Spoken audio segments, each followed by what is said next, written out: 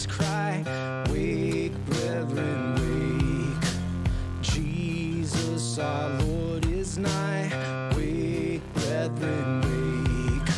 Sleep is for sons of night, you are the sons of light. Yours is the glory bright, wake, brethren, wake.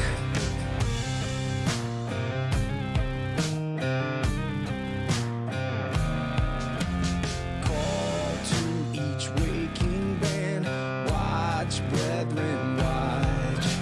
Clear is our Lord's command, watch, brethren, watch. Be just like men that wait, stay at the Master's gate, even though he tarry late. Watch, brethren, watch. Wake up, O Zion, be clothed in your strength. Rise from your slumber and break off your chains. Herald redemption and proclaim the King. And she is returning and the whole world will see. Watchmen sing.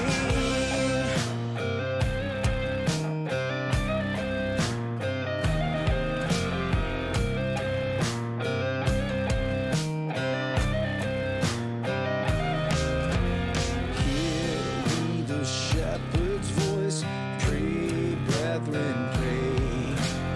Would you as I rejoice, pray, brethren, pray. Sin calls for constant fear, the weak need our strong one near. Long as you struggle here, pray, brethren, pray. Wake up, O Zion, be clothed in your strength. Rise from your slumber and break off your chains. Herald redemption and proclaim the King. That he is returning and the whole world will see. Watchmen sing.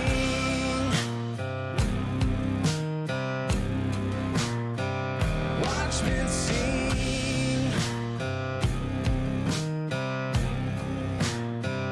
Watchmen sing. Watchmen sing.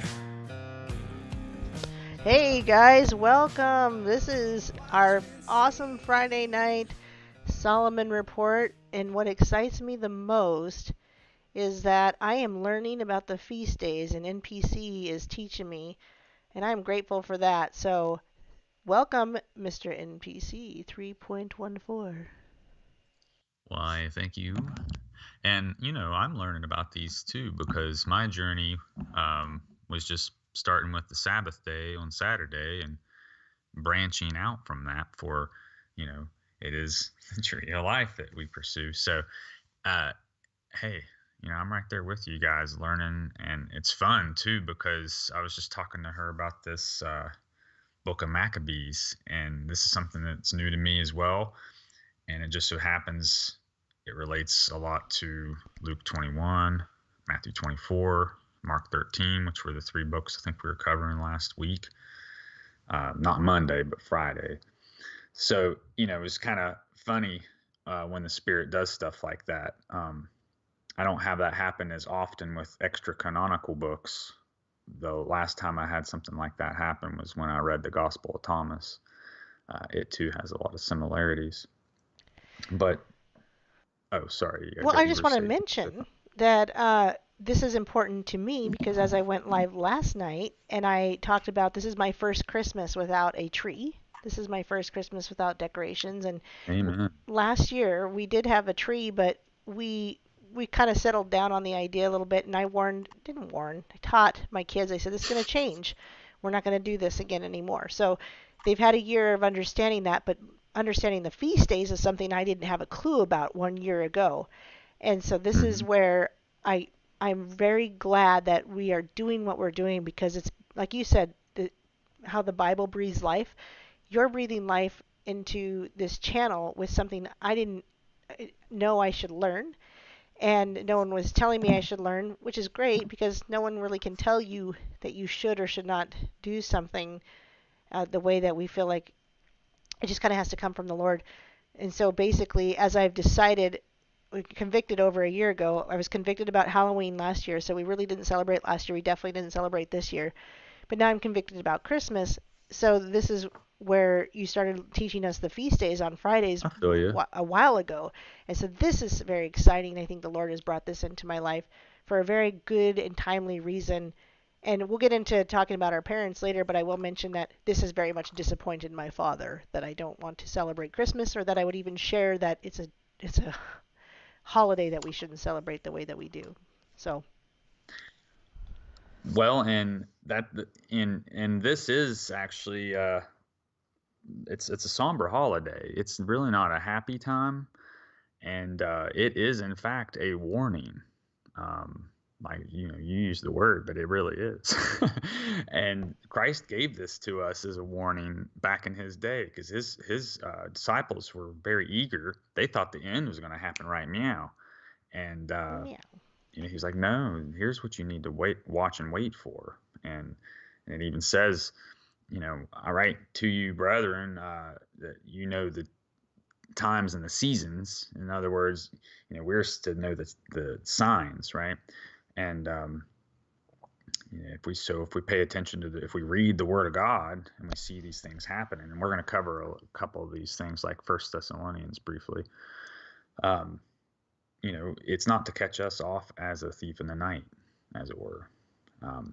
So I want to talk a little bit about Matthew 24, a little bit as it relates to Maccabees. Again, Luke 21.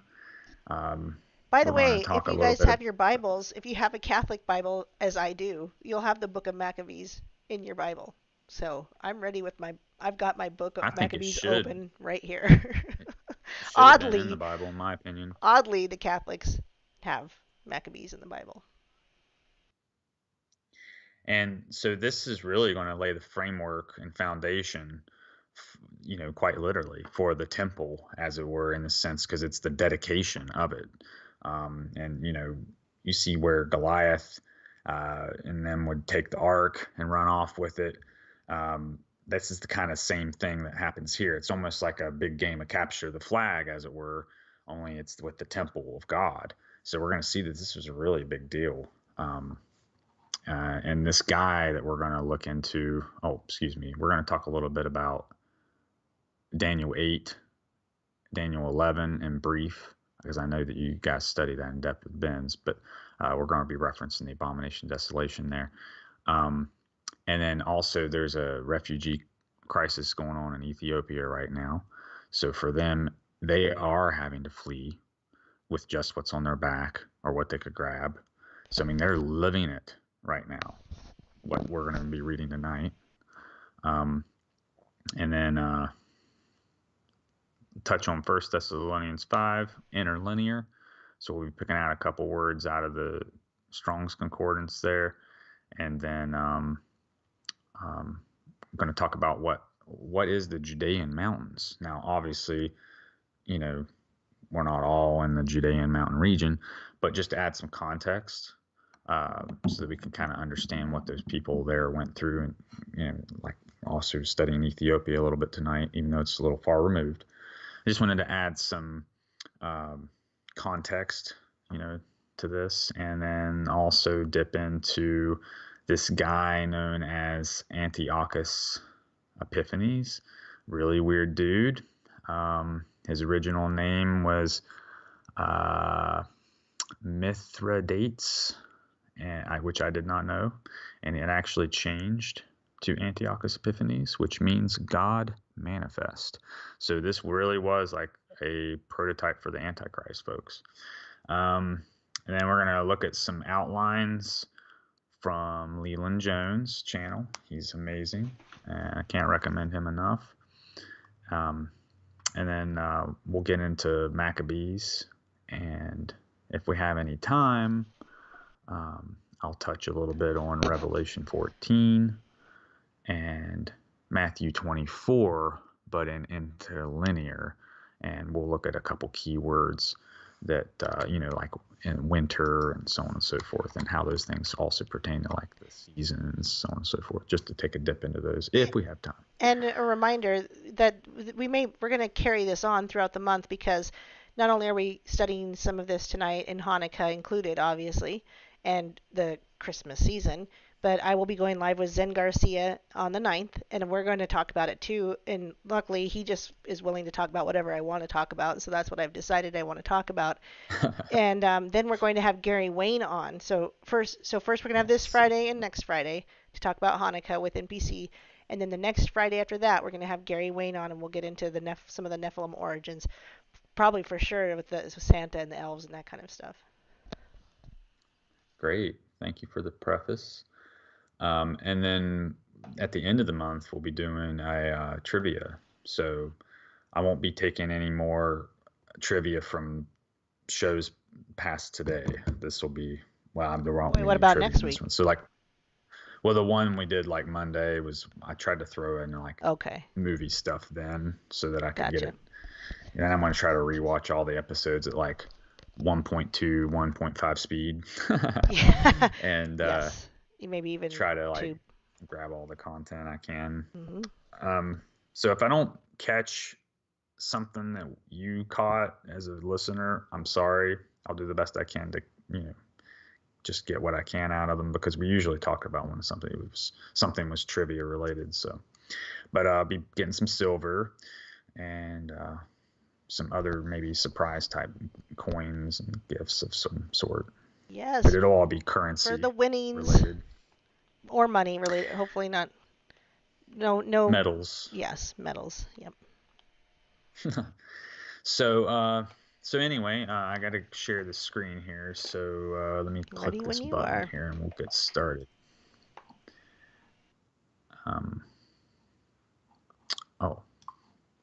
Let's see here. It would be this tab right here, I think. Yep. And thank you all for being here tonight. I mean, you could be anywhere on the earth and you're joining us, and you are everywhere on the earth, of course. But is it showing anything? Yes, I can see. Okay. Shabbat Shalom, folks.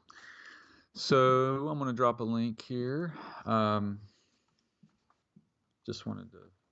Now, this is the first thing I'm going to start with is an outline from Leland Jones, and then we're going to dip into some things. So, but here's the first link I can share.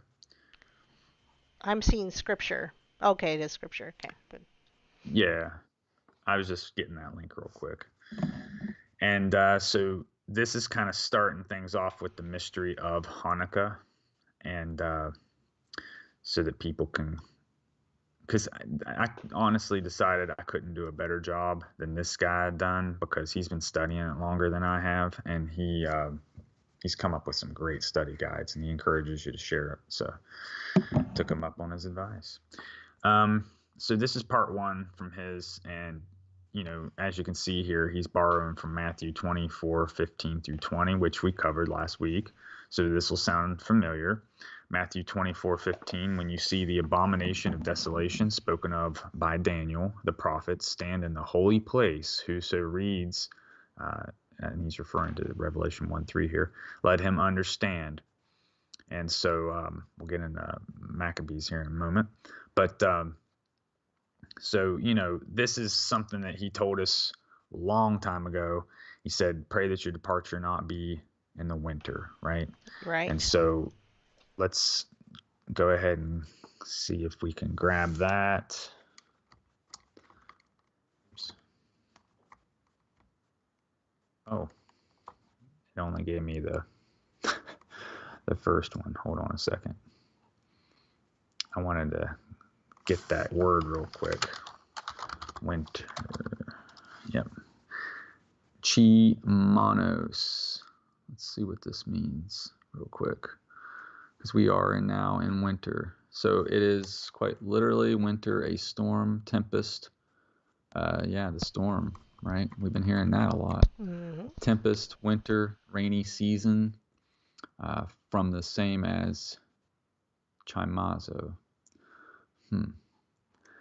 So here's the word he was using. He tells when he warns us. Because we're to know the signs and the seasons, right? But we don't know the day. Okay. And that's when we're going to see this abomination of desolation occur. And so the theme that we're kind of going with here was, if your body is the temple of the Holy Spirit, and so we are the temple when they seek to make us abominations, that's happening during Hanukkah. Like they're going to be literally rolling out the vaccine, in a week or two, and that's when Hanukkah begins. So yes, in the UK, the timing they're couldn't rolling be it out. better. Mm-hmm. It's just, that's exactly right. It's They did have to get it right on time with Hanukkah, didn't they? It just seems like, and that's what you said. It's a battle or that's what also Leland says. It's a battle with the beast, is what Hanukkah is really quite about. Literally. And which, remember, the beast is an archetype of Nebuchadnezzar, and this Nimrod character, the Four Corners, Emperor of the Four Corners. All these different titles and themes that keep repeating. Because remember, this is going to be the 8th of the 7.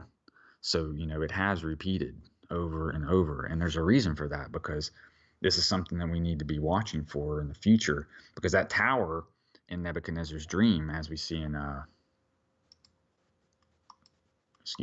Daniel 11, I think here.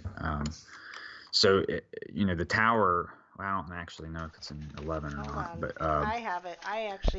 It's Daniel 4.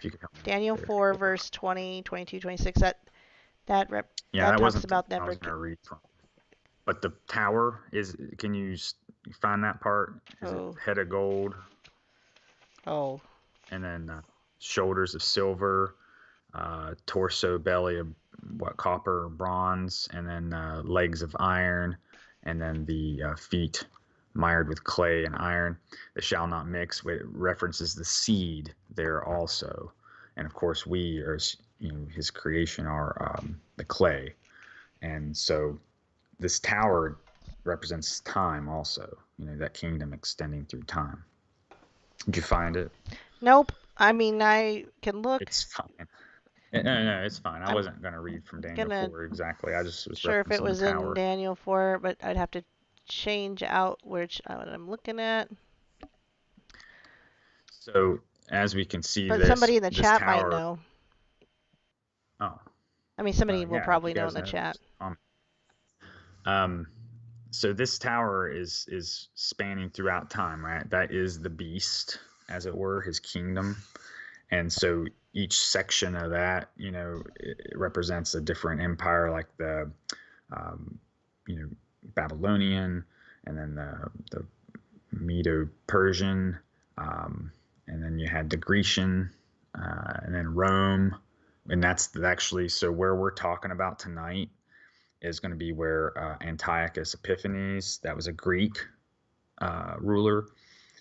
It was after this that then Rome came in. So we're at like the naval region, as it were, in a sense, but at the same time we're in history. That's where we're at tonight. But he was predicting the next part is where the feet and the clay meet. So they were looking ahead, because all the others had already happened back in the past. So this is really it is truly a prophecy. And so I think that's why Maccabees does such a good job of going back to Matthew, Luke, and Mark in that way. But let's see here. So the abomination of desolation is mentioned. Abomination. There we go. I can't find it. I don't know. It's fine. I Daniel. didn't intend to have that one up anyway. Okay, so, and arms shall stand on his part, and they shall pollute the sanctuary of strength, and they shall take away the daily sacrifice, and they shall place the abomination that maketh desolate. Now this is in Daniel 8, 31. This is Daniel 8 or 11. Excuse me, Daniel 11:31. Now, what they did in this case was they sacrificed a pig, and then they put a statue of Zeus on the altar of Yahweh, right? So he wanted them to worship another god, and so the mark of the beast, this beast system, has a few different hallmarks, ways that you can see its fruit, right? And one of them is that it wants you to worship another god, or in some case, this guy that we're going to look at, Antiochus Epiphanes. And this is a good time to maybe mention that real quick, because he put another statue on the altar, and his name means God manifest.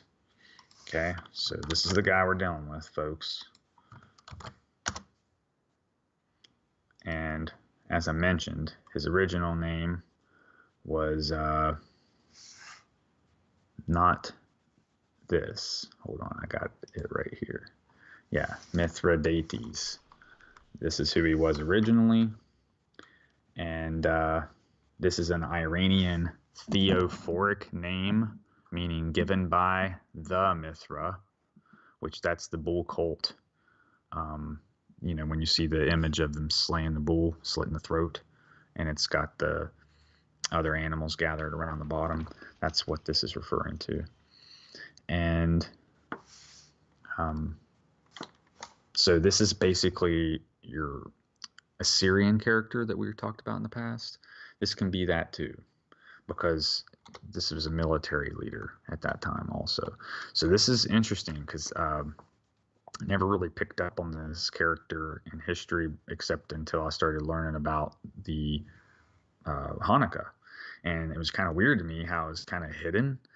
But now I understand, like, he's changed his name. And so there's one thing right there that kind of hides it.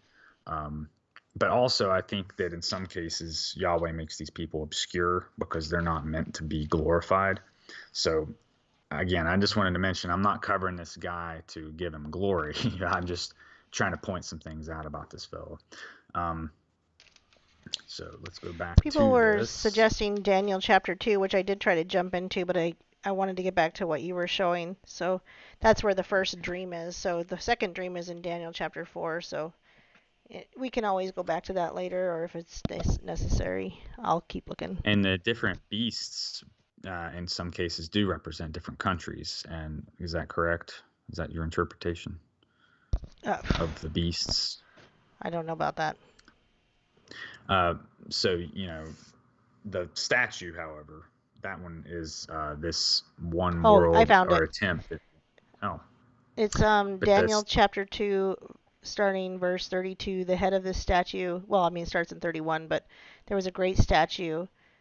The head of the statue was fine gold. The breast and the arms were silver. The belly and the thighs were brass. The legs of iron, and the feet part of the iron and part of clay. Thus thou sawest till a stone was cut out of a mountain without hands, and it struck the statue upon the feet thereof that were of iron and clay, and broke them into pieces. Then was the iron, the clay, the brass, the silver, and the gold broken to pieces together, and became like chaff of the summer's threshing floor, and they were carried away by the wind. Yeah, so there's two things there. Summer, and then the wind. So, again, we see this reference to seasons.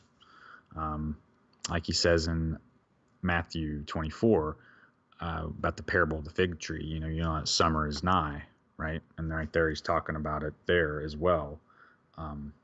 But broken up. So by the time summer comes, it's all destroyed, right? So that's where we're seeing this, in 1 Thessalonians, right here. The sudden destruction will come upon them. So this is a reference to when those feet of clay and iron are broken up. Was there a part there about the seed mixing? Hold on. Let me go back. They won't cling together. It might even be in another chapter of Daniel, if it references the statue a second time.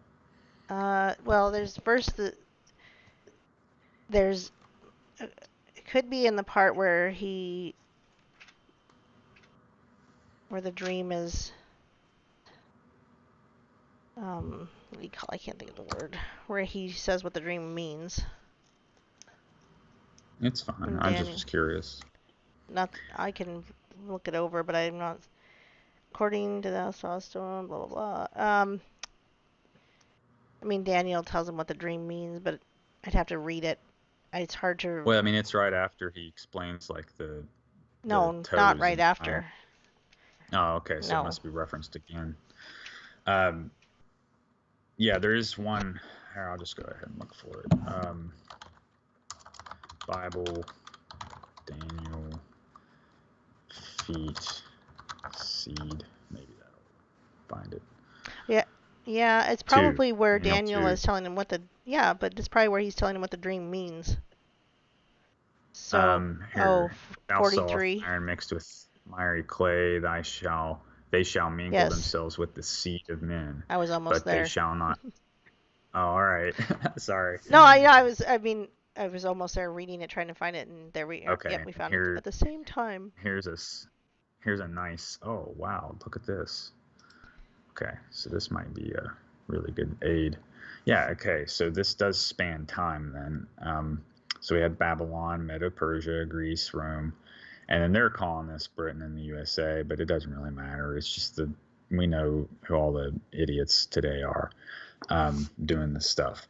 So this new beast that comes out of that, though, there are supposed to be 3 of those horns replaced by 1, which, by the way, another interpretation of horn doesn't need to be like a horn, like a bony protrusion, but it could also be like a trumpet, because Trump's name is Trump after all. So that was something I kind of never noticed until Leland pointed it out. But yeah, so this is a timeline, and this is also got something to do with mingling the seed. So, if folks want to say, hey, this isn't the vaccine, it's not the mark, whatever, well, find me another thing that says you can't buy, sell, or trade, and it's mingling the seed. And this also can speak to the AI. Both. This also can speak to the AI technology as well.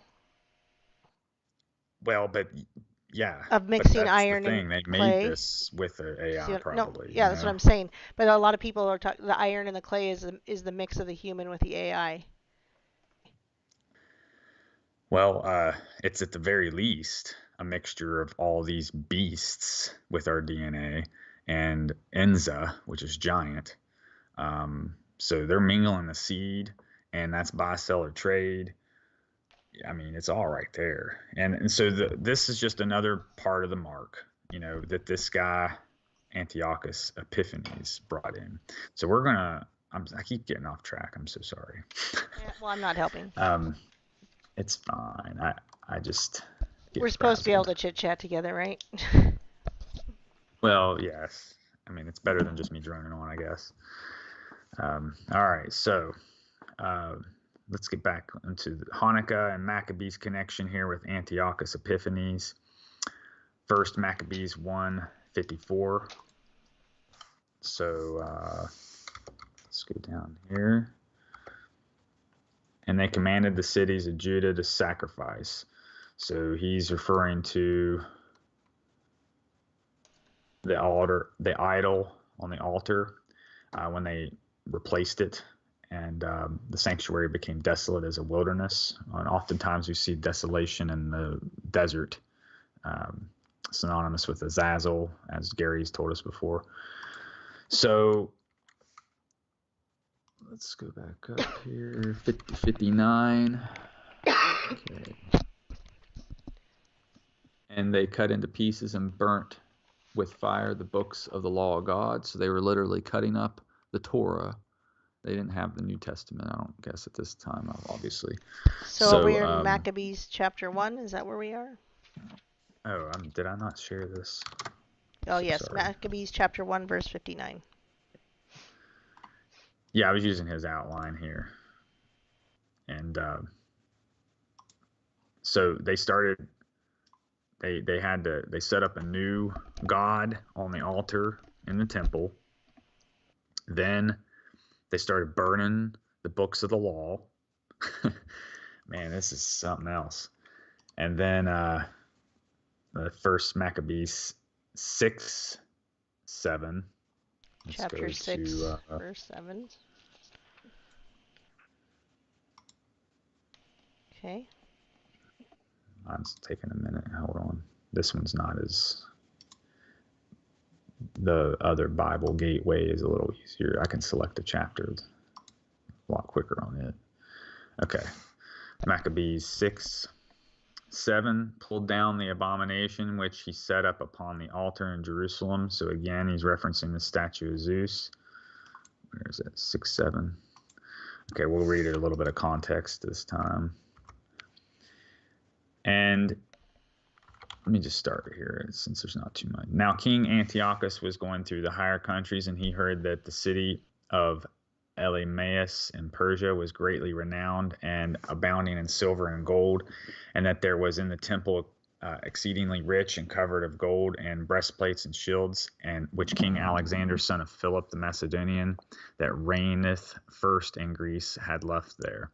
So he came and sought to take the city and pillage it, but he was not able, because the design was known to them that were in the city, his design rather. I guess that's how it's supposed to be interpreted. And they rose up against him in battle, and he fled away from thence and departed with great sadness and returned toward Babylonia.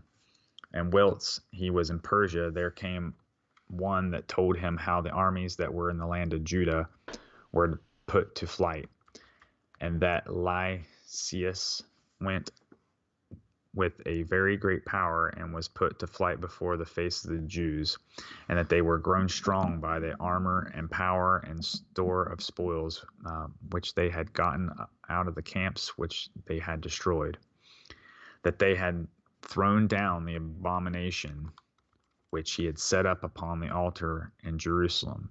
So we see in the previous chapter, they put the altar, or they put the abomination of desolation on the altar here in 1 Maccabees 1:54. And then it's here, chapter 6, they pull it down. Okay, so this is like when everything, your STHF scenario begins. So, all right. And so that they had thrown down the abomination which had been set up upon the altar in Jerusalem, and that they had compassed about the sanctuary with high walls as before, and Bethsura also his city. And it came to pass, when the king heard these words, that he was struck with fear and exceedingly moved, and he laid himself down upon his bed and fell sick for grief, because it had not fallen out of him as he imagined. This is written a little strange sometimes, so pardon me. I'm trying not to make mistakes. But and he remained there many days, for the grief came more and more upon him, and he made account that he should die. And he called for all of his friends and said to them, "Sleep is gone from my eyes, and I am fallen away, and my heart is cast down for anxiety. And I said in my heart, into how much tribulation am I come, and into what floods of sorrow, time of sorrows, wherein now I am, I that was pleasant and beloved in my power. But now I remember the evils that I did in Jerusalem, from whence also I took away the spoils of gold and silver that were in it, and I sent to destroy the inhabitants of Judah without cause. I know therefore that for this cause the evils it's even harder to read than King James Version, that for this cause these evils have found me, and behold, I perish with great grief in a strange land. Then he called Philip, one of his friends, and he made him regent over all of his kingdom, and he gave him the crown and his robe and his ring, that he should go to Antiochus his son, and should bring him up for the kingdom. So King Antiochus died there in the year 149, and Lysias understood that the king was dead, and he set up Antiochus his son to reigneth, whom he had brought up young, and he called his name Eupator. On 18. Now they were in the castle, had shut up the Israelites round about the holy places, and they were continually seeking their hurt and to strengthen the Gentiles. And Judas proposed to destroy them, and he called together all the people to besiege them. And they came together and besieged them in the year 150, and they made battering slings and engines. And some of the besieged got out, and some wicked men of Israel joined themselves unto them. We'll see a lot of that kind of thing happening soon. And they went to the king and said, How long dost thou delay to execute judgment and to revenge our brethren? We determined to serve thy father and to do according to his orders and obey his edicts. And for this they of our nation are alienated from us, and have slain as many of us as they could find, and spoiled our inheritances. Neither have they put forth their hand against us, but only against our borders. And behold, they have approached this day to the castle of Jerusalem to take it, and they have fortified the stronghold of Bethsura. And unless you speedily prevent them, they will do greater things than these, and thou shalt not be able to subdue them. Now when the king heard this, he was angry, and he called together all of his friends, and the captains of his armies, and them that were over the horsemen.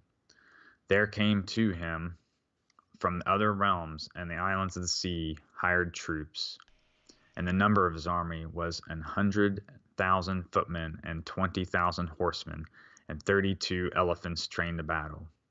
And they went through Idumea, and approached Bethsura, and fought many days, and made many engines, but they sallied forth, and burnt them with fire, and fought manually. And Judas departed from the castle, and removed the camp from Beth-Sharam over against the king's camp. And the king rose before it was light, and made his troops march on fiercely towards the way of Beth-Zacharam. And the armies made themselves ready for the battle, and they sounded the trumpets. And they showed the elephants the blood of grapes and mulberries to provoke them to fight. And they distributed the beasts by the legions, and there stood by every elephant 1,000 men in coats of mail, and with helmets of brass on their heads, and 500 horsemen set in order were chosen for every beast. These before the time wheresoever the beast was, they were there, and whithersoever it went, they went, and departed not from it. And upon the beast, this might be interesting here, and upon the beast there were strong wooden towers, which covered every one of them, and engines upon them, and every one 32 valiant men who fought from above, and an Indian to rule the beast. That's interesting. Engines, too. Makes you think that could be. I mean, you could say, well, they had just simple mechanical engines, but there could have been a technology that, I think that's a general term applied to siege engines. So, like, it maybe was some type of tower they built on top of an elephant. Well, that's what it sounds like. Wooden towers, yeah. Really strange. So this is a big production. Yeah. All right. So where was it here? We're on 37. I'm about to go. Actually, 38. And the rest of the horsemen he placed on the side and that side, and at the two wings, with trumpets to stir up the army, and to hasten them forward that stood thick together in the legions thereof. Now when the sun shone upon the shields of gold and of brass, the mountains glittered therewith, and they shone like lamps of fire. And part of the king's army was distinguished by the high mountains, and the other part by the low places. And they marched on warily and orderly. And all the inhabitants of the land were moved at the noise of their multitude, and the marching of their company, and the rattling of their armor. For the army was exceedingly great and strong. And Judas and his army drew near for battle. And there fell of the king's army 600 men. And Eleazar, the son of Sarah, saw one of the beasts harnessed with the king's harness, and it was higher than the other beasts, and it seemed to him that the king was on it. And he exposed himself to deliver his people and to get himself an everlasting name. And he ran up to it boldly in the midst of the legion, killing on the right hand and left. And they fell by him on the side that side. And he went between the feet of the elephant and put himself under it and slew it. And it fell to the ground upon him, and he died there. Then, seeing the strength of the king and the fierceness of his army, turned away from them. But the king's army went up against them to Jerusalem. And the king's army pitched their tents against Judea, and Mount Sion. And he made peace with them that were in Bethsura, and they came forth out of the city, because they had no victuals, being shut up there. For it was 1 year of rest to the land. That's the Sabbath, as it were, for your land too, where crop rotation was supposed to occur. You're supposed to give the On land the seventh rest. year? I believe so, yeah. It's kind of like the Shemitah. Yeah. 50. And the king took Bethsura, and he placed there a garrison to keep it. And he turned his army against the sanctuary for many days, and he set up there battering slings and engines and instruments to cast fire, and engines to cast stones and javelins, and pieces to shoot arrows and slings. And they also made engines against their engines, and they fought for many days. But there were no victuals in the city, because it was the 7th year, and such as had stayed in Judea of them that came from among the nations had eaten the residue of all that which had been stored up. In other words, this was one of their celebration years and a Sabbath.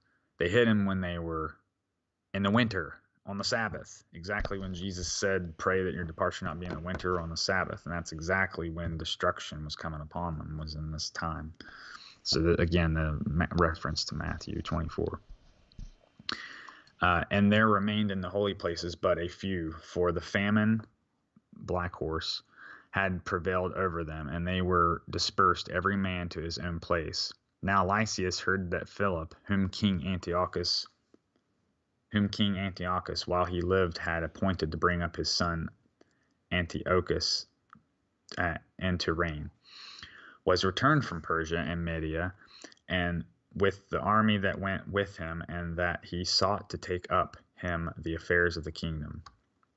Wherefore he made haste to go and say to the king and to the captains of the army, we decay daily, and our provision of victuals is small, and the place that we lay siege to is strong, and it lieth upon us to take order of the affairs of the kingdom. Now, therefore, let us come to an agreement with these men, and make peace with them and all their nation, and let us covenant with them. That's a word that relates back to 1 Thessalonians. And let us covenant with them, that they may be live according to their own laws, as before. For because of our despising their laws, they have been provoked, and have done all of these things. And the proposal was acceptable in the sight of the king and of the princes. And he sent to them to make peace, and they accepted of it.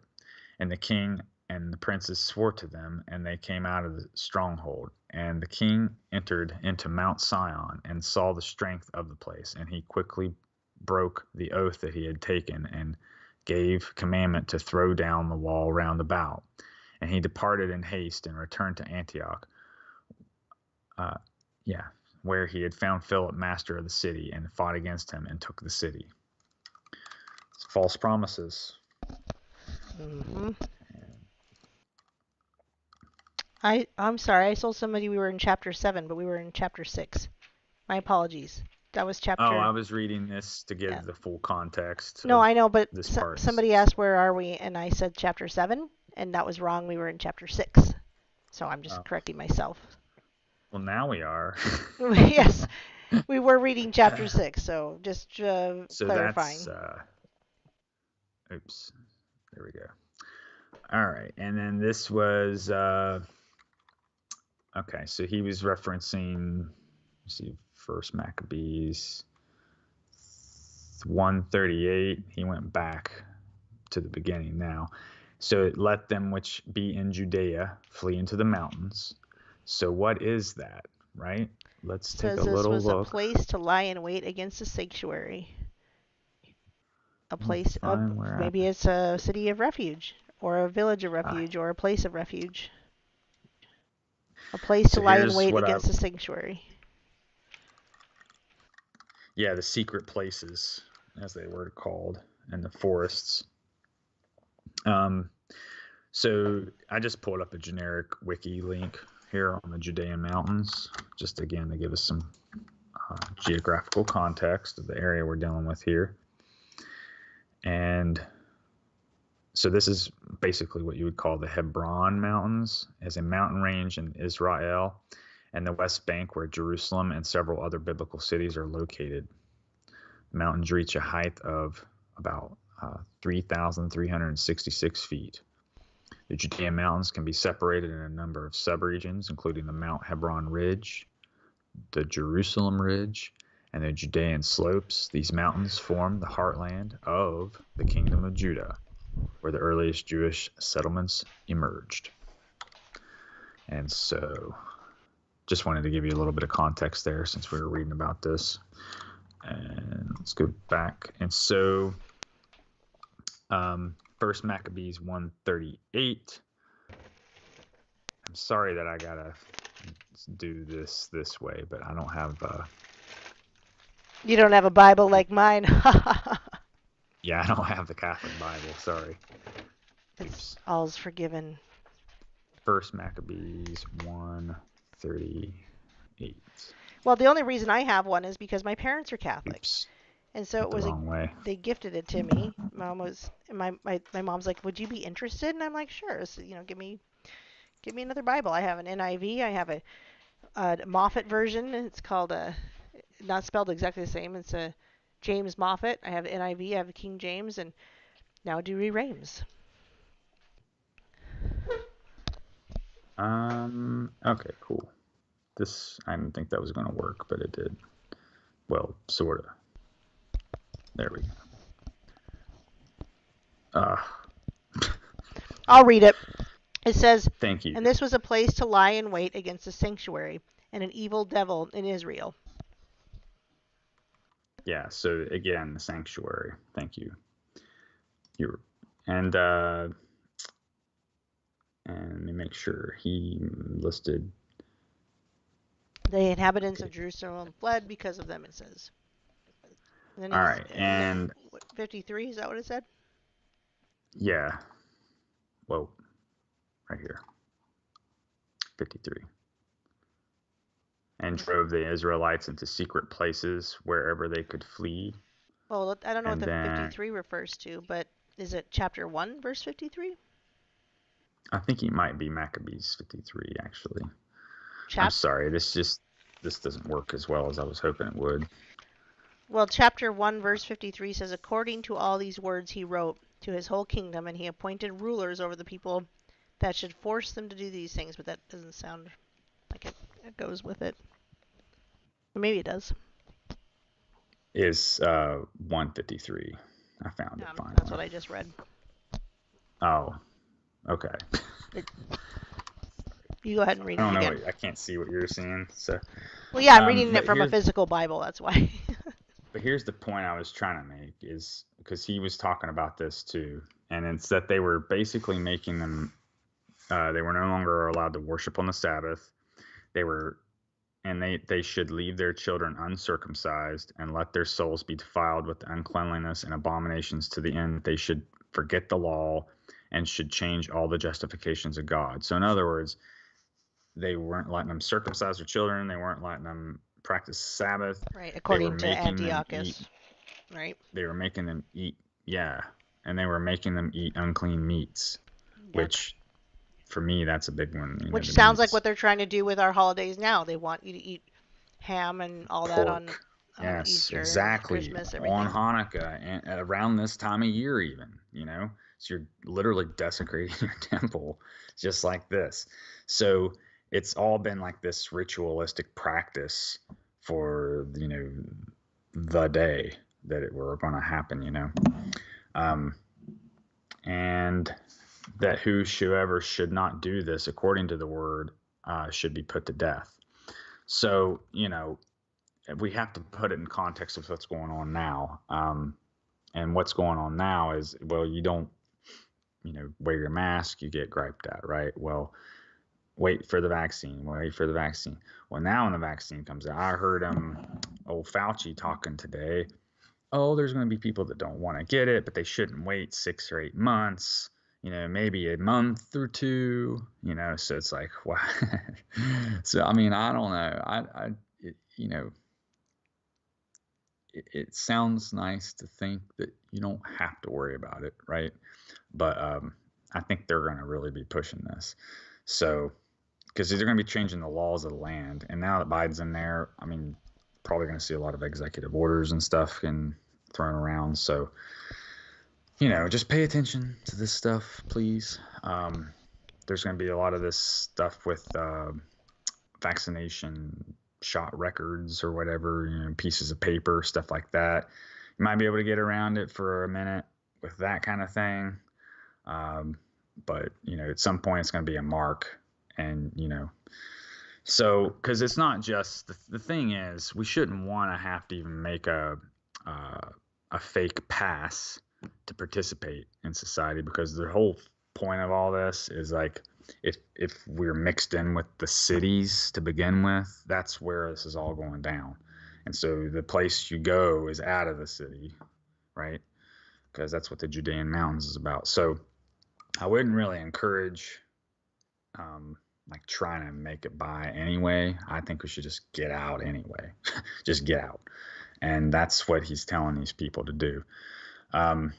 So anyway, let me see here. There was another couple references to desolation here I wanted to read real quick. And before we get off this completely, because we're going to go to a different note here. So there's 4 references to desolation in Daniel 8. And if I already shared this, I'm sorry, but there it is again. Okay, so let's get the rest of these. Well, there's the first one is, then I heard one saint. Oh, I don't guess I read this yet. It's verse 13 out of Daniel 8. Then I heard one saint speaking, and another saint said unto that certain saint which spake, How long shall the vision concerning the daily sacrifice and the transgression of desolation, to give both the sanctuary and the host to be trodden under foot? And he said unto me, unto 2,300 days, then shall the sanctuary be cleansed. And it came to pass, when I, Daniel, had seen the vision and sought for the meaning, then behold, there stood before me the appearance of a man. And that's when he saw the angel. So here's where the angel's like telling him. And he said, Behold, I will make thee know what shall be in the last end of the indignation, for at the time appointed the end shall be. And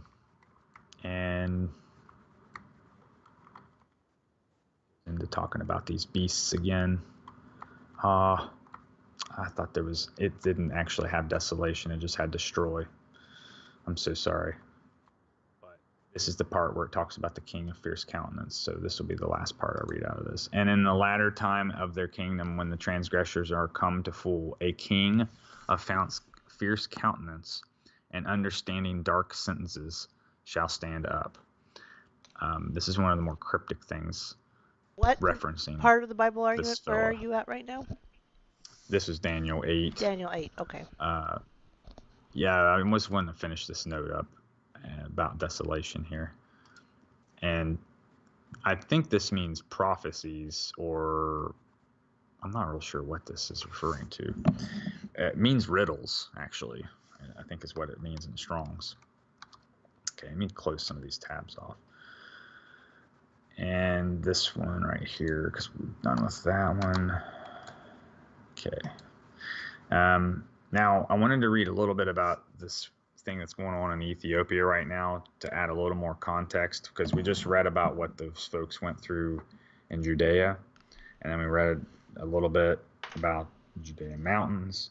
And so, yes, this is a little bit different, but in a sense, it's still kind of the same people, in a sense, going through this, because they live there and we don't. So let me share this real quick. This is just in the news like today. Yeah. So this is actually happening right now, guys. Eritrea's role in Ethiopia's conflict and the fate of Eritrean refugees in Ethiopia. We'll read a little bit of this. In an address to his country's parliament on November 30th, 2020, Ethiopia's prime minister confirmed Eritrean support to his ongoing war against the Tigray People Liberation Front, the regional government of the northern regional state of Tigray. Prime Minister Abiy told parliamentarians that Ethiopian soldiers who survived TPLF's attack on the night of November 3rd were ordered to withdraw into Eritrea, where they were provided shelter and space and provisions to recuperate. He flew there with 3 of his generals to reorganize the troops for a counterattack on Tigray from Eritrea. What Prime Minister Abiy did not tell his audience was the fact that, according to sources in the Eritrean capital, Asmara, in the run-up to the current conflict, a large number of Ethiopian elite units had slowly trickled into Eritrea as a part of security pact between Abiy and Eritrean President Isaias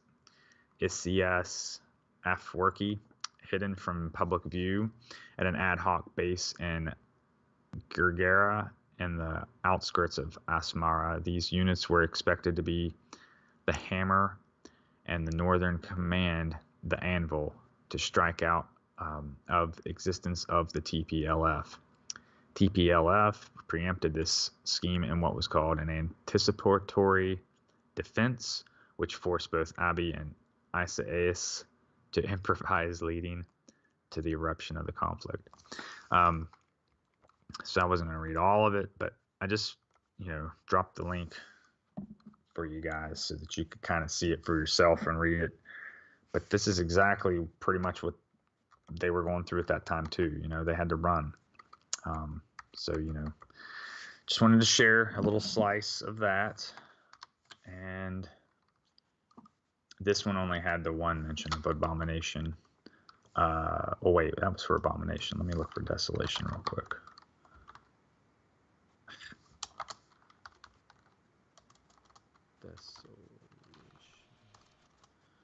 Okay, yeah, just the one.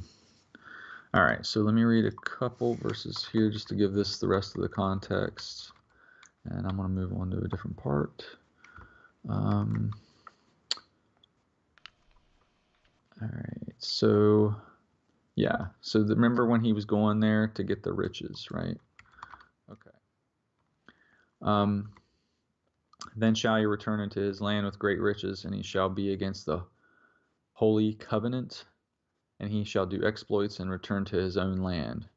And then at the time appointed he shall return and come toward the south, but it shall not be as the former or as the latter, for the ships of Chittim shall come against him. Therefore he shall be grieved and return and have indignation against the holy covenant. So shall he do, he shall even return and have intelligence with them that forsake the holy covenant. That's mentioned so many times. And that's what we have with these Abraham Accords. And arms shall stand and arms shall stand on his part, and they shall pollute the sanctuary of strength, and shall take away the daily sacrifice, and they shall place the abomination that maketh desolate. And such as do wickedly against the covenant shall he corrupt by flatteries, but the people that do know their God shall be strong and do exploits. And they that understand among the people shall instruct many, yet they shall fall by the sword, and by flame, and by captivity, and by spoil many days. I kind of agree with that that the Abraham Accords were really the result of flatteries. I mean, if you look into the peace deal itself, it's really not much of a deal for the Palestinians anyway, in my opinion. So I do think that this First Thessalonians verse here fits really well. And it says, concerning now the times and the seasons, brothers, no need you have to you to be written yourselves, for fully you know that the day of the Lord comes as a thief. And I guess it's supposed to be, comes as a thief in the night. In the manner, excuse me, we try reading that again. Yourselves, for fully you know that the day of the Lord as a thief by night, and the manner comes. That was just said a little differently than I'm used to. For when they might say peace and security, then suddenly upon them comes destruction, as the labor pains to her in womb, having and know not shall they escape. The couple words I wanted to read there were the word for destruction, because it's the abomination that maketh desolate, right? So this is kind of where this is leading into. This word destruction actually refers to properly, or properly refers to rather the ruination with its full destructive results. Olethros, ruination.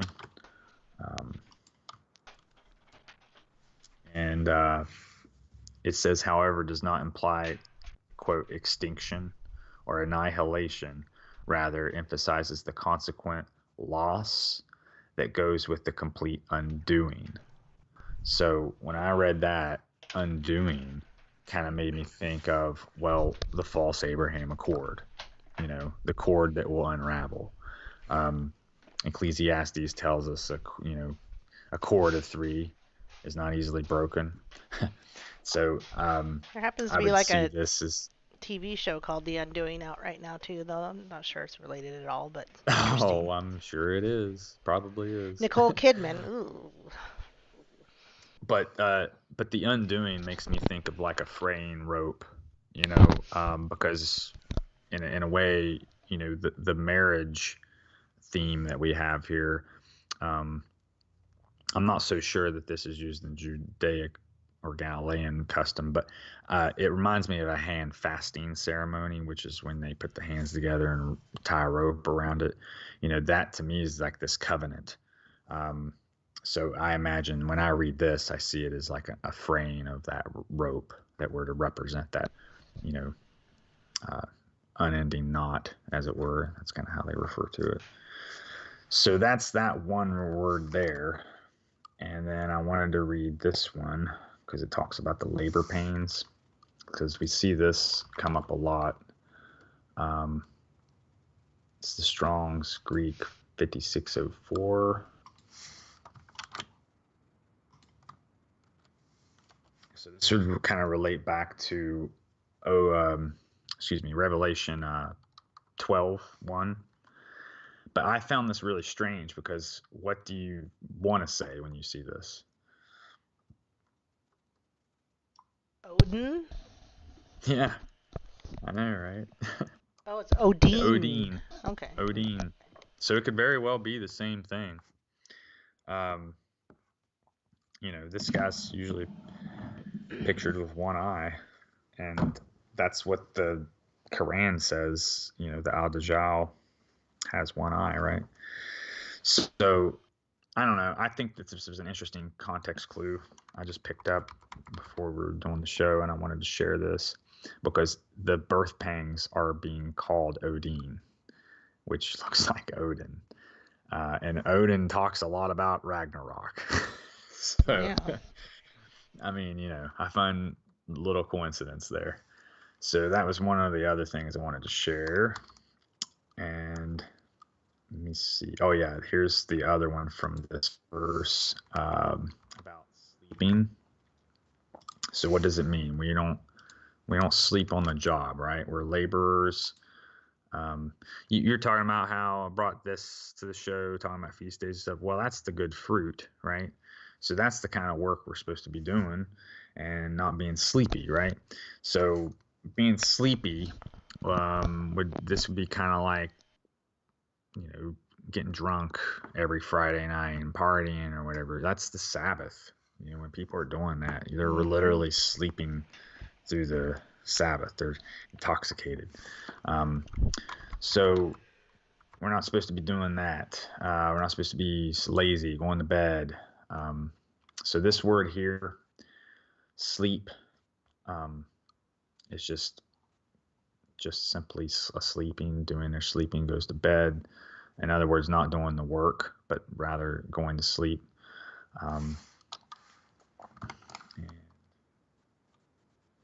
the last one that I wanted to cover, excuse me. This is the word already. Okay. It's gaster. And so this is the one for womb, the word for womb. I had never seen it before, so I just wanted to share it. So this seems pretty normal. This one actually doesn't seem to refer to anything out of the ordinary. But sometimes you get, the Odin one certainly surprised me. So I just wanted to show this because the interlinear is really awesome. I mean, you get some really strange stuff sometimes when you just, well, what's this word? You pick it out. So I wanted to pick a couple of those words out and just point them out. Let me see if there's any others here that maybe seem like they're, we should. So then not sleep as others do. That's why I wanted to share that one. I see photos means of light. Up there at 5 next there. Yep. Photos. Yeah, cool. Photos. Probably where photon comes from. And photography. Sons of light. Interesting. It's used in a few instances. A lot of instances. Let's see what the Strong says. Light. Light source. Radiance. That's what also my daughter's name Avalyn means. Radiant. Bright. Somebody mentioned that they're trying to use children to sell the vaccine, and yes, there was just real quick, because somebody mentioned it, Jeffrey did, that yes, there was a creepy video of a little girl named Saoirse, which is also the name of my child, and that means, the name Saoirse means liberty or freedom, and they have a little girl named Saoirse doing a little clinic for animals getting coronavirus and needing the Pfizer vaccine. Totally unrelated to what we were just talking about, but somebody mentioned it in the chat.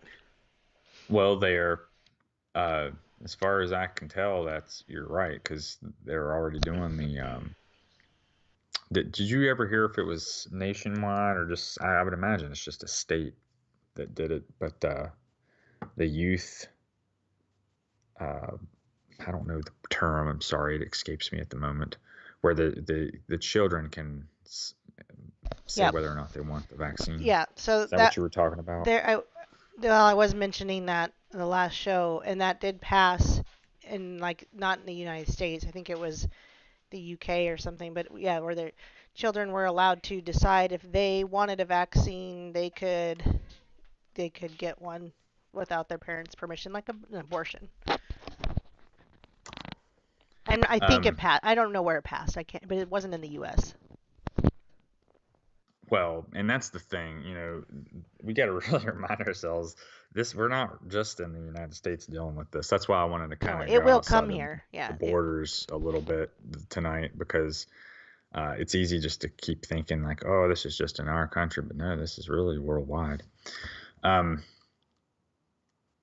Here's another word, or excuse me, when you said this, rather, the manifestation of God's self-existent life, divine illumination to reveal and impart life through Christ.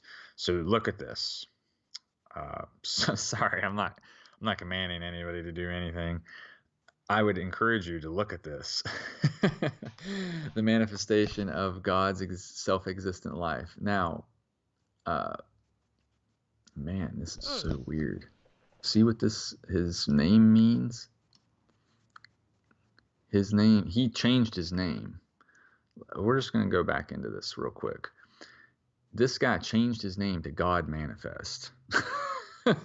So we're seeing here that the word phos means light, the manifestation of God's self-existent life, divine illumination to reveal and impart life through Christ. So this guy literally did like name himself God. That's really bizarre. So I don't think we're going to be so lucky as to get this kind of thing, because this is fairly obvious. But Trump did say he was the chosen one in front of the helicopter. And he promised a dawn of a new age, and he's got the new age Alice Bailey plan with all the Q and QAnon. He did, do a lot of things. So I don't want to say that it is him, but what I do find interesting about all this is that if Biden confirms the covenant, that's the dude is the one that confirms it, not the one that starts it necessarily. So that's where this kind of is a curveball, is that Trump started this, yes, sure, but if he doesn't stay in there, then he won't be the one to confirm it, which kind of puzzles me because Biden's already talked about going back into the Iran deal and stuff like that. So it's almost as if the Iran deal will what caused the Abraham Accords to fall apart, probably. You see, something like that. The undoing, which would be as in First Thessalonians we're talking about right here, the undoing. Oh, I might have got rid of it already. But that's kind of what it makes me think of. So, we shall see. But anyway, this manifestation of God's self-existent life, I don't know if I shared that or not, but that's the photos one. That's really cool. So yes, thank you. Again, just any random word usually will yield some type of cool result. And there, what do you know? Here we're dealing with the guy with manifestation in his name. So that's what Epiphanies means, is manifestation. Okay. Let me get. Sorry, I'm going to address Sophia. Sophia said, what does Aaron mean? And I don't know if you're referring to when I was talking about my daughter's names, but I was saying that, my name means Ireland. My name personally means Ireland. It literally Aaron Go Bra, forever, Ireland, forever. And then I was mentioning that my daughter's name, Avalyn, means brilliant, bright, and then Saoirse means freedom or liberty, but that's not biblical. These are Irish names. So I don't know if that's the question, but anyway, go on. Yeah, I'm Irish too. I was, what is this? The Janus coin. Yeah, that's interesting. You mentioned that. We brought that up a few weeks ago. Was it Paul Revere? That was the metallurgist. Yeah. Yeah, they minted that, which 1776 divided by 2 is 888. And I did some math, and I could be wrong, but it seems like it's maybe been 888 months since 1776-ish. I don't know if that's exactly right or not, but I tried doing the math one day, and it seemed like that kind of worked out. Could be wrong, but maybe. Okay, so let's go to this next one here. So we were talking about this word right before we went live. Gregorio. And so this kind of comes from, remember the Watcher angels? Yep. Their jobs was to watch, right? So right. Gregorio kind of talks about that. So we are to literally stay awake, be vigilant, watchful, etc. So anyway, just wanted to demonstrate the interlinear for you folks to see if you didn't already know about it. I've heard about it a few times, but Aaron you said something about eSword has this built into it, right? Okay, so the way it is built in, yes, is I can hit KJV plus, and then it's got all the strongs next to it. And you can't see what I'm showing people, but I can share my screen if you want me to and show you. But Oh, yes. yeah, go ahead. Okay, let's see. Go back to share screen. Share screen. There. Can you see my eSword? Oh, I can't see your screen. You can't? But... Oh, I was sharing my screen with you. Oh, yeah, I can see it. Somehow it popped up on my screen. Right, because I'm sharing. So do you see that it... Oh, through Skype, okay. Do you see that? I don't... Everyone else can see it too. Do you see what I'm doing? So I'm hovering over the number, Yeah, okay, and then it gives cool. all that stuff, so I can hover over it. That's even better. You don't have to make a bunch of new tabs. Right. So eSword is an app that I've downloaded to the computer that you can do as well. And you hit KJV and then KJV plus, and then your friend Everybody Loves Lane said that you can add KJVA, which will have the Apocrypha. So I love Lane too. so you can go back to sharing your screen, but I just wanted to show you that. Okay, cool. Thank you. Oh, hold on a second. All right, I think I got it. Okay. All right. So yeah, folks, this is such a good tool. This will bring you a lot of joy, a lot of epiphanies, if you will. The good ones, not the bad ones. All right, and let's hop off this one. Hold on, I don't know if I actually dropped that or not. So, I'm sure you did, but go for it again. Probably. Well, I was so bad about it in the past. Now I overdo it. Okay, and the word of Gregorio. That's pretty cool. I like that. Plus, there's these things called the Gregorian chants that like the monks do or something. I guess there's supposed to be something like watchful chants or something. I guess. The watch chants. Interesting. Okay, and we went over this a little bit. And let's just read about this guy a little bit more, because I don't want to give him too much glory here, but this might shed some light on what we're dealing with today. And yeah, I did see Lane's mentioned how Kushner was doing the deals. I do acknowledge that. You know, I'm trying not to be too hard on old Trumpy boy, but anyway, he's still one of my suspects. So another thing I want to point out here is that this guy was born on 215 BC. Well, 216 is 666. So he just happened to be born like almost on that day, or that year rather. How is it 666? Well, 216 is 6 times 6 is 36 times 6 is 216. Oh, okay. Yeah, see, you got to explain your thinking sometimes to us. Sorry, it's just the math, numbers and stuff. When you start getting into that stuff, you see it everywhere. Got it. But so it's just really strange to me how close his birth date seems to be. But anyway, let's read about this guy real quick. And if anybody in the chat wants to toss out anything that jumps out at him, please feel free. And just in case I didn't.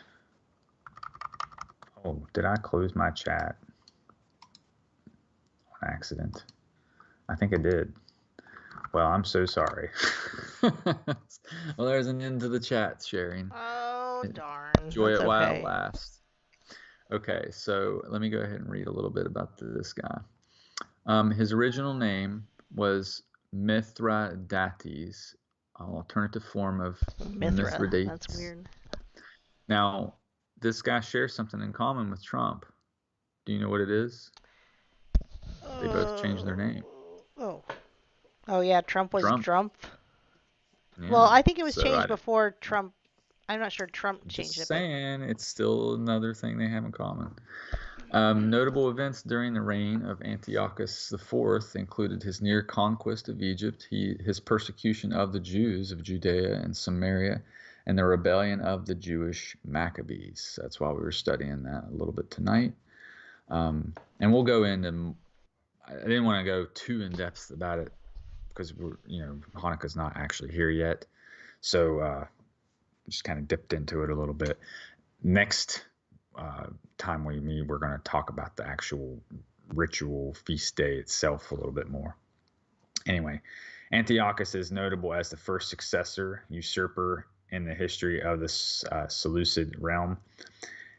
After his own death, power struggles between the competing lines of the ruling dynasty heavily contributed to the collapse of the empire. So just like the book, The Last President, if you will, again, seeing kind of another possible parallel. Antiochus' often eccentric behavior and capricious actions during his interactions with common people, such as appearing in public bathhouses and applying for municipal offices, led some of his contemporaries to call him Epimanes, the Mad One, a wordplay on his title, Epiphanes. Maybe from the lead vessels they were drinking out of, right?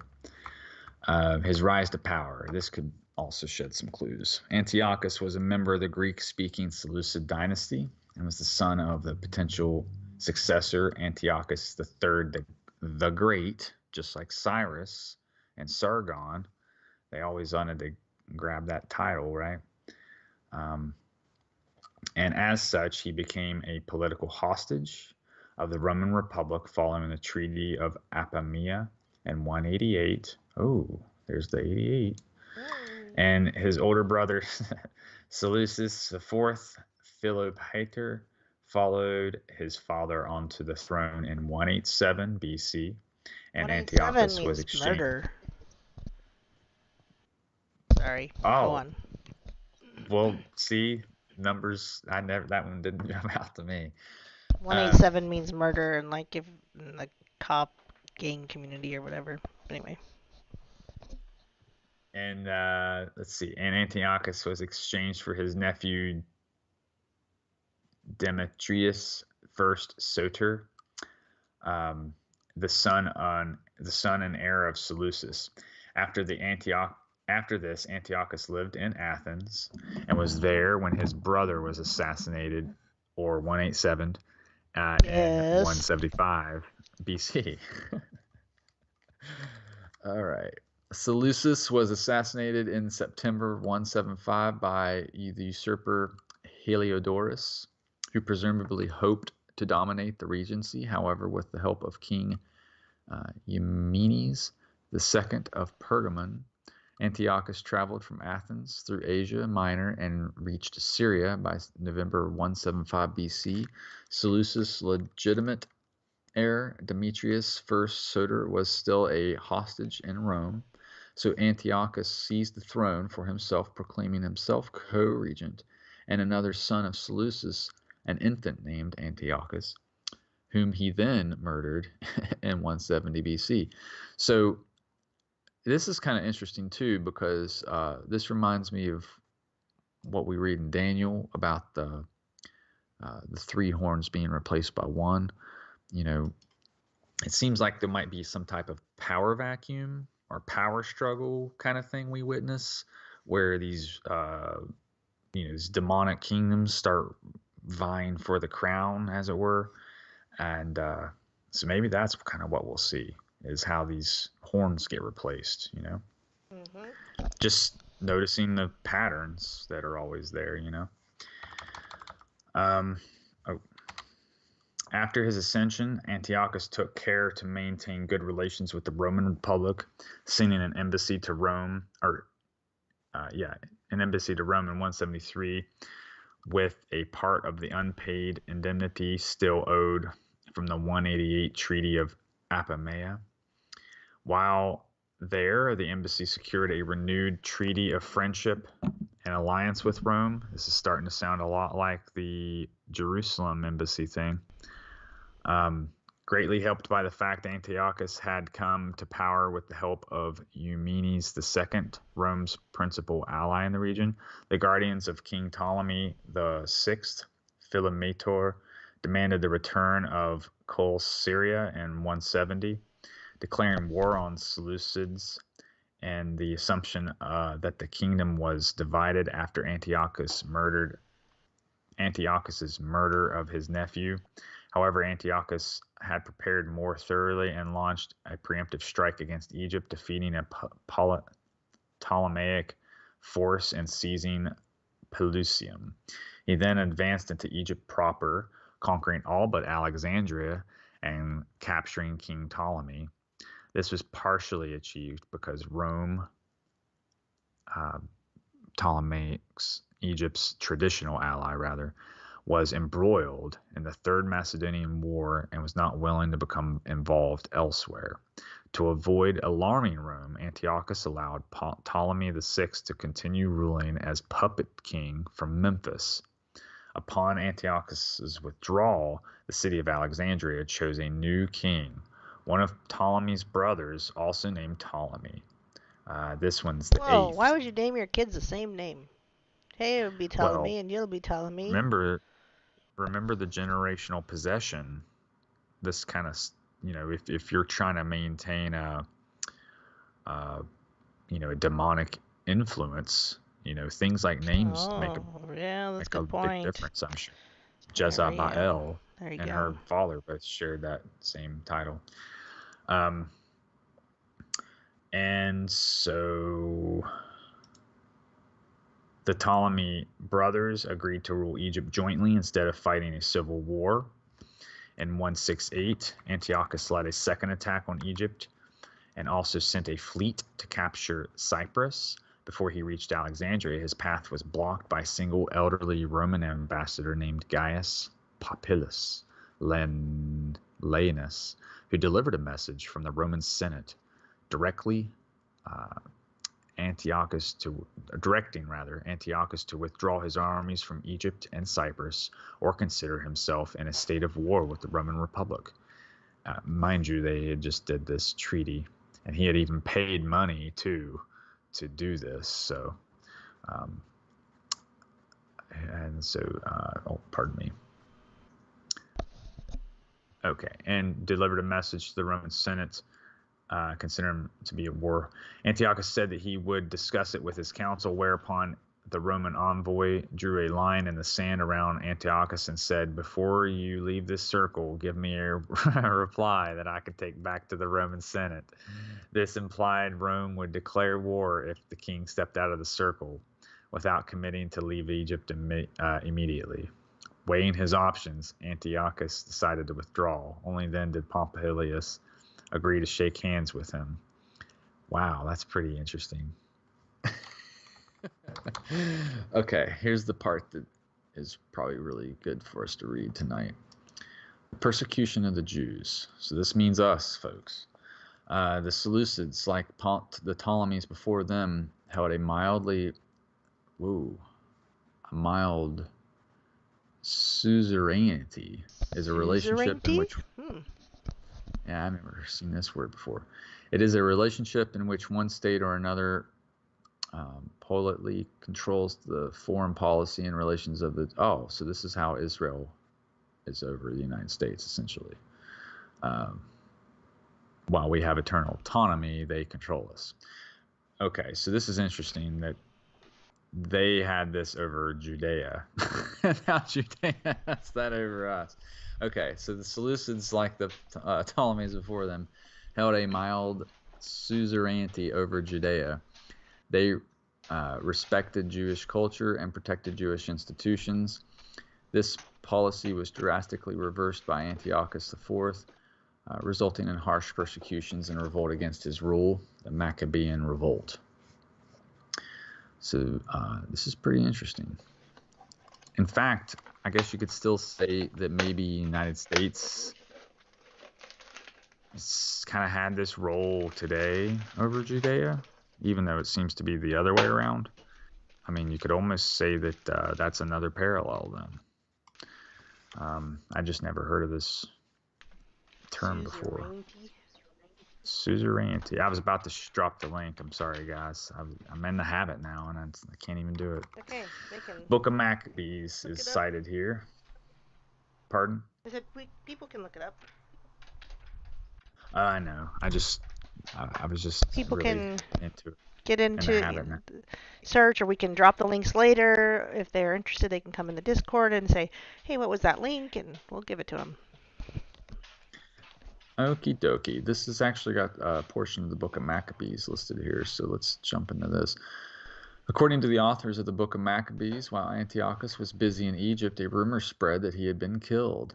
In Judea, the disposed high priest Jason gathered a force of 1,000 soldiers and made a surprise attack on the city Jerusalem. Menelaus, the high priest appointed by Antiochus, was forced to flee Jerusalem during a riot. King Antiochus returned from this is the chapter 6 where they threw the idol down in the temple, by the way. Enraged by his defeat, he attacked Jerusalem and restored Menelaus, and then executed many Jews. So this right here is the entire foundation of what we were studying tonight, summed up in one small section right there. Basically, chapter Maccabees 1 through 6. If you want to read those 6 chapters, that's where you're going to find it all summed up pretty much. When these happenings were reported to the king, and he thought that Judea was in revolt, raging like a wild animal, he sent out from Egypt and took Jerusalem by storm. He ordered his soldiers to cut down without mercy those they met, and to slay those that took refuge in their houses. Again, they were in the city and took refuge in their house. That wasn't where they were safe. It was only the wilderness.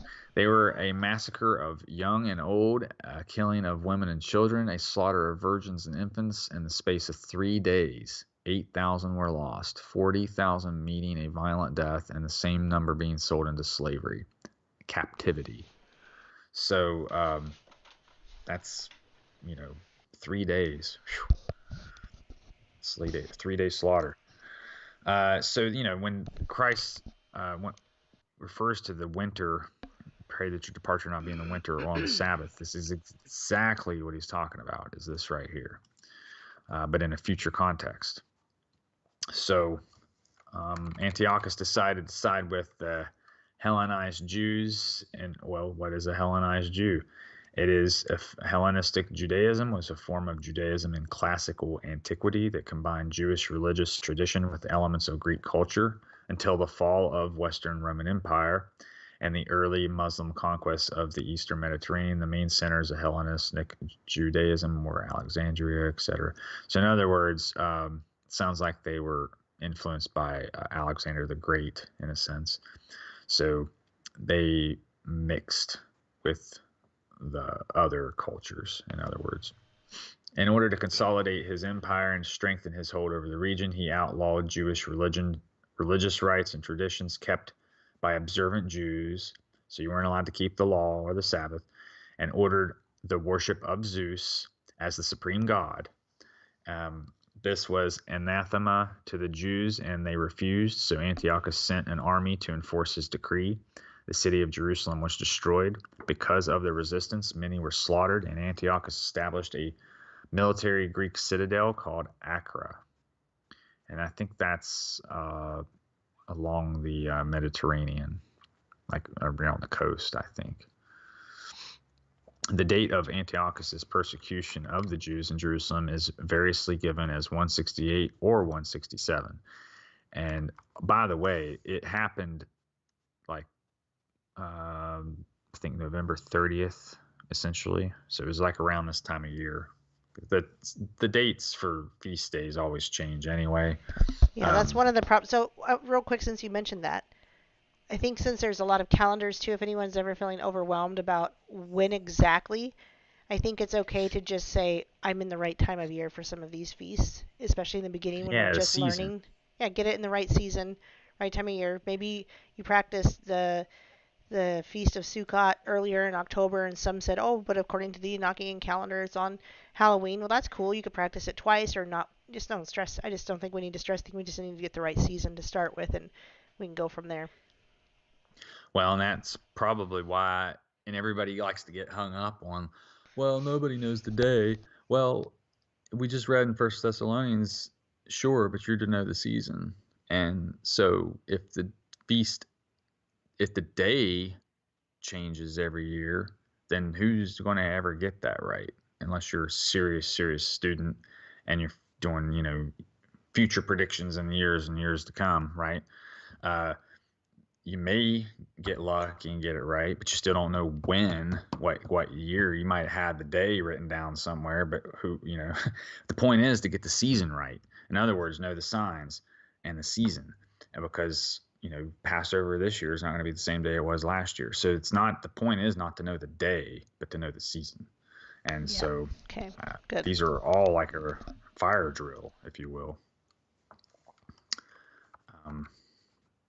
I think it was right here. Yeah, the date of Antiochus' persecution of the Jews in Jerusalem is variously given. In the commentary on Book of Daniel, Newsom and the Breed argue for 167, although they state that good arguments can be made for either chronology. I've actually even heard that some 240 years has been removed or something like that. I've heard some people say that. Traditionally, as expressed in the first and second book of Maccabees, the Maccabean revolt was painted as a national resistance to a foreign political and cultural oppression. In modern times, however, scholars have argued that the king was instead intervening in a civil war between traditionalist Jews in the country and the Hellenized Jews in Jerusalem, according to Joseph P. Schultz. That right there is very telling, because the Hellenized Jews were the ones that were mixing with the world, and then the ones that were living in the country, the wilderness, as it were the ones that were revolting, because the temple was in the city of Jerusalem. But those that lived in the city, they were basically losing touch with the spirit itself. That's really interesting. So again, the theme of cities. Modern scholarship, on the other hand, considers that the Maccabean revolt less of an uprising against foreign oppression than a civil war between the Orthodox and reformist parties of the Jewish camp. It seems that the traditionalists, with Hebrew and Aramaic names such as Onias, contested with Hellenizers, with Greek names such as Jason and Menelaus, over who would be high priest of Israel. Other authors have pointed to the possibility of socioeconomic motives, as well as religious ones, and having been primary drivers of the Civil War. What began in many respects as a civil war escalated when the Hellenistic kingdom of Coele sided with the Hellenizing Jews in their conflict with the traditionalists. As the conflict escalated, Antiochus took side of the Hellenizers by prohibiting the religious practices around which the traditionalists had rallied, in other words, the feast days. This could explain why the king banned the traditional religion of a whole people in a total departure from typical Seleucid practice in other settings. Final years. King Mithridates I of Parthia took advantage of Antiochus's western problems and attacked from the east, seizing the city of Herat in 167 and disrupting the direct trade route to India, effectively splitting the Greek world in two. No more elephant siege equipment. In other words, I'm done with their elephant towers. Kind of reminds me of that movie 300, because those were that was an Iranian. I can't remember the guy. Xerxes. Xerxes. Persian dude. Well, Xerxes was the king during Esther's time. That was King Xerxes, I think. Oh, Esther. wow. Yeah. What a small world. Yep. Antiochus recognized the potential danger in the east, but was unwilling to give up control of Judea. He sent a commander named Lysias to deal with the Maccabees, while the king himself led a main Seleucid army against the Parthians. Antiochus had initial success in his eastern campaign, including the reoccupation of Armenia, but he died suddenly of disease. According to the scroll of Antiochus, when Antiochus heard that his army had been defeated in Judea, he boarded a ship and fled to the coastal cities. Wherever he came, the people rebelled and called him the fugitive. So he drowned himself in the sea. What? Jeez. What a way to go. They didn't have pills and pills and guns back then, I guess, to end your life so easily. Well, I'm sure there were poisons though. Anyway. I just don't. It's so strange. According to the second book of Maccabees, he was horrifically injured in the following manner, which eventually led to his death. But the all-seeing Lord, the God of Israel, struck him with an incurable and invisible blow. As soon as he stopped speaking, like he was killed more. As soon as he stopped speaking, he was seized with a pain in his bowels, for there was no relief, and with sharp internal tortures. Wow. That he very justly, and he had tortured the bowels of others with many and strange inflictions. Yet he did not in any way stop his insolence, but was even more filled with arrogance, breathing fire in his rage against the Jews and giving orders to drive even faster. And so it came about that he fell out of his chariot as it was rushing along, and the fall was so hard as to torture every limb of his body. Thus he, who only a little while before he had thought in his superhuman arrogance that he could command the waves of the sea and had imagined that he could weigh the high mountains in a balance, was brought down to earth and carried in a litter, making the power of God manifest to all. And so the ungodly man's body swarmed with worms, and while he was still living in anguish and pain, his flesh rotted away and became the stench of this whole army. Felt revulsion at his decay. That's wow. Pretty big difference in drowning yourself in the sea. So this is kind of how Jezebel was eaten by dogs. Yeah, she was eaten by dogs. And not only that, remember they were going to bury her or something. They were going to do something with her, but the dogs got to her before they could do anything with her. So this is kind of like this here. Before anybody could even do anything, worms ate him. That's pretty crazy. All right. That's why sometimes we have to let the Lord's justice be the justice that happens, and it's sometimes better than our own justice in many ways. Yeah. Let me just read this because there's only a couple more little parts here. Antiochus IV ruled the Jews from 175 to 164 BC. He is remembered as a major villain and persecutor in the Jewish traditions associated with Hanukkah, including the books of Maccabees and the scroll of Antiochus. Now, see, that's another thing I didn't even know about. So there's a scroll. So that's where you actually get it's from a scroll. Rabbinical sources referred to him as Harasha, the wicked. The Jewish Encyclopedia concluded that since Jewish and heathen sources agree in their characterization of him, their portrayal is evidently correct. Summarizing his portrayal as one of a cruel and vainglorious ruler who tried to force on all the people of his realm a Hellenic culture, the true essence of which he can scarcely be said to have appreciated. Whether Antiochus's policy was directed at extermination of Judaism as a culture and a religion, though, is debatable. On the grounds that his persecution was limited to Judea and Samaria, Jews in the diaspora were exempt, and that Antiochus was hardly an ideologically motivated Hellenizer.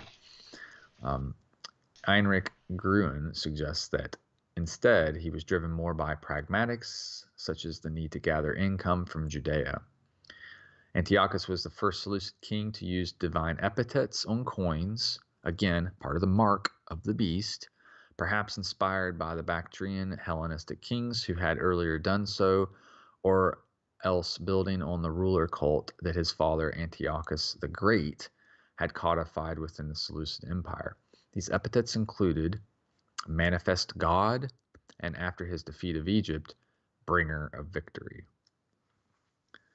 Very strange.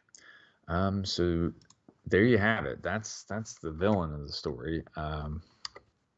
And again, this is just some of the other stuff that kind of relates to his original name.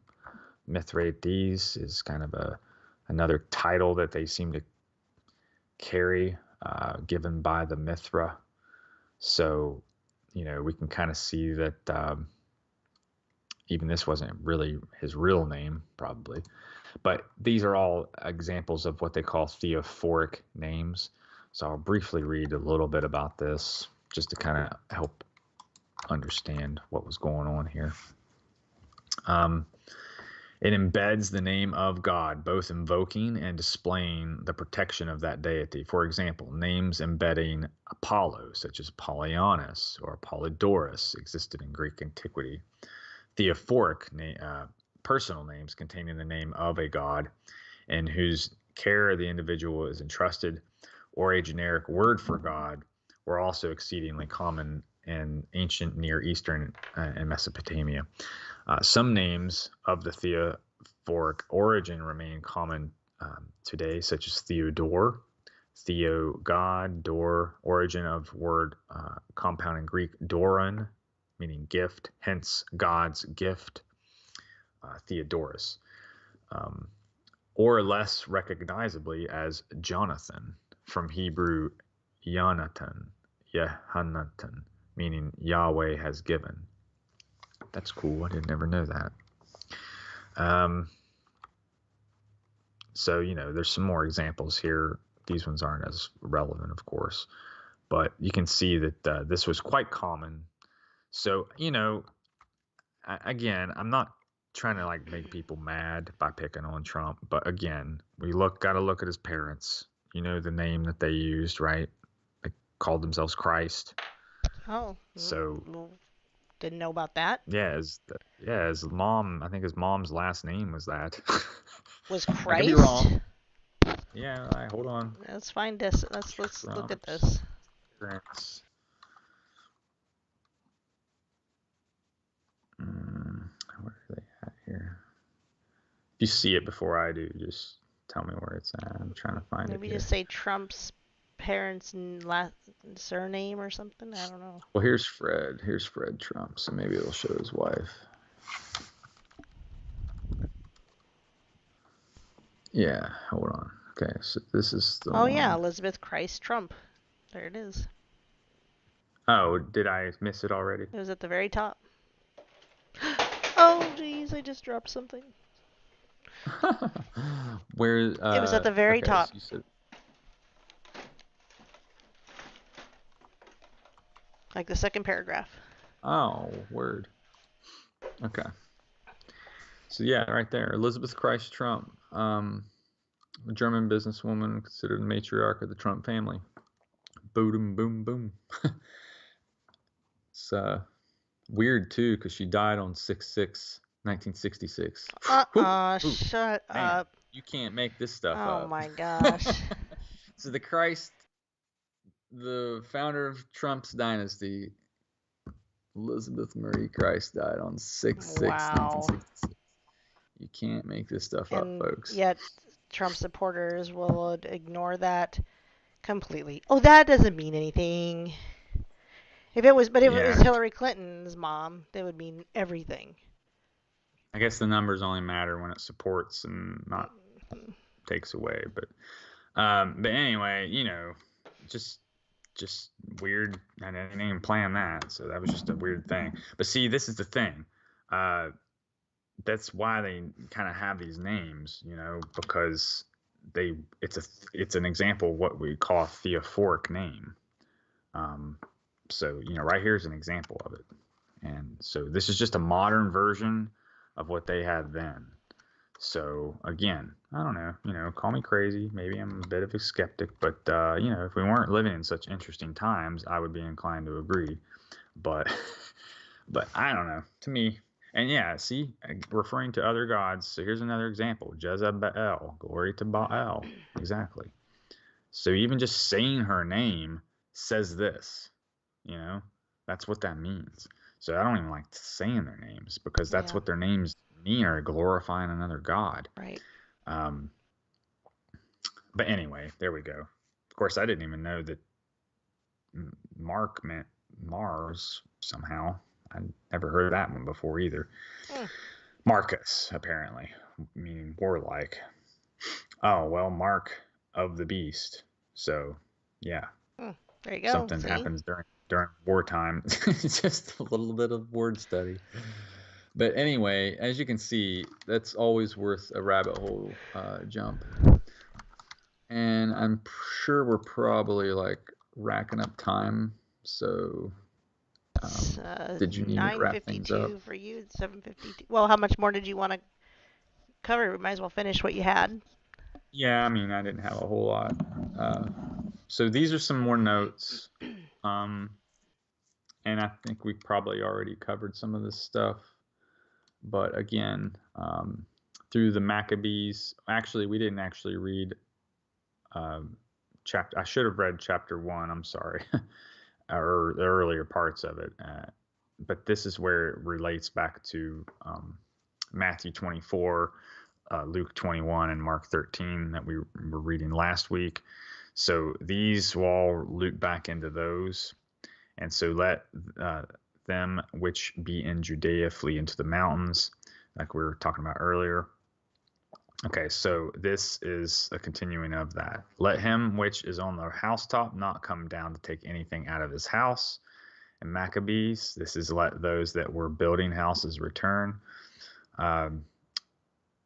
So he's going into this. He's talking about reasons not to go to war, right?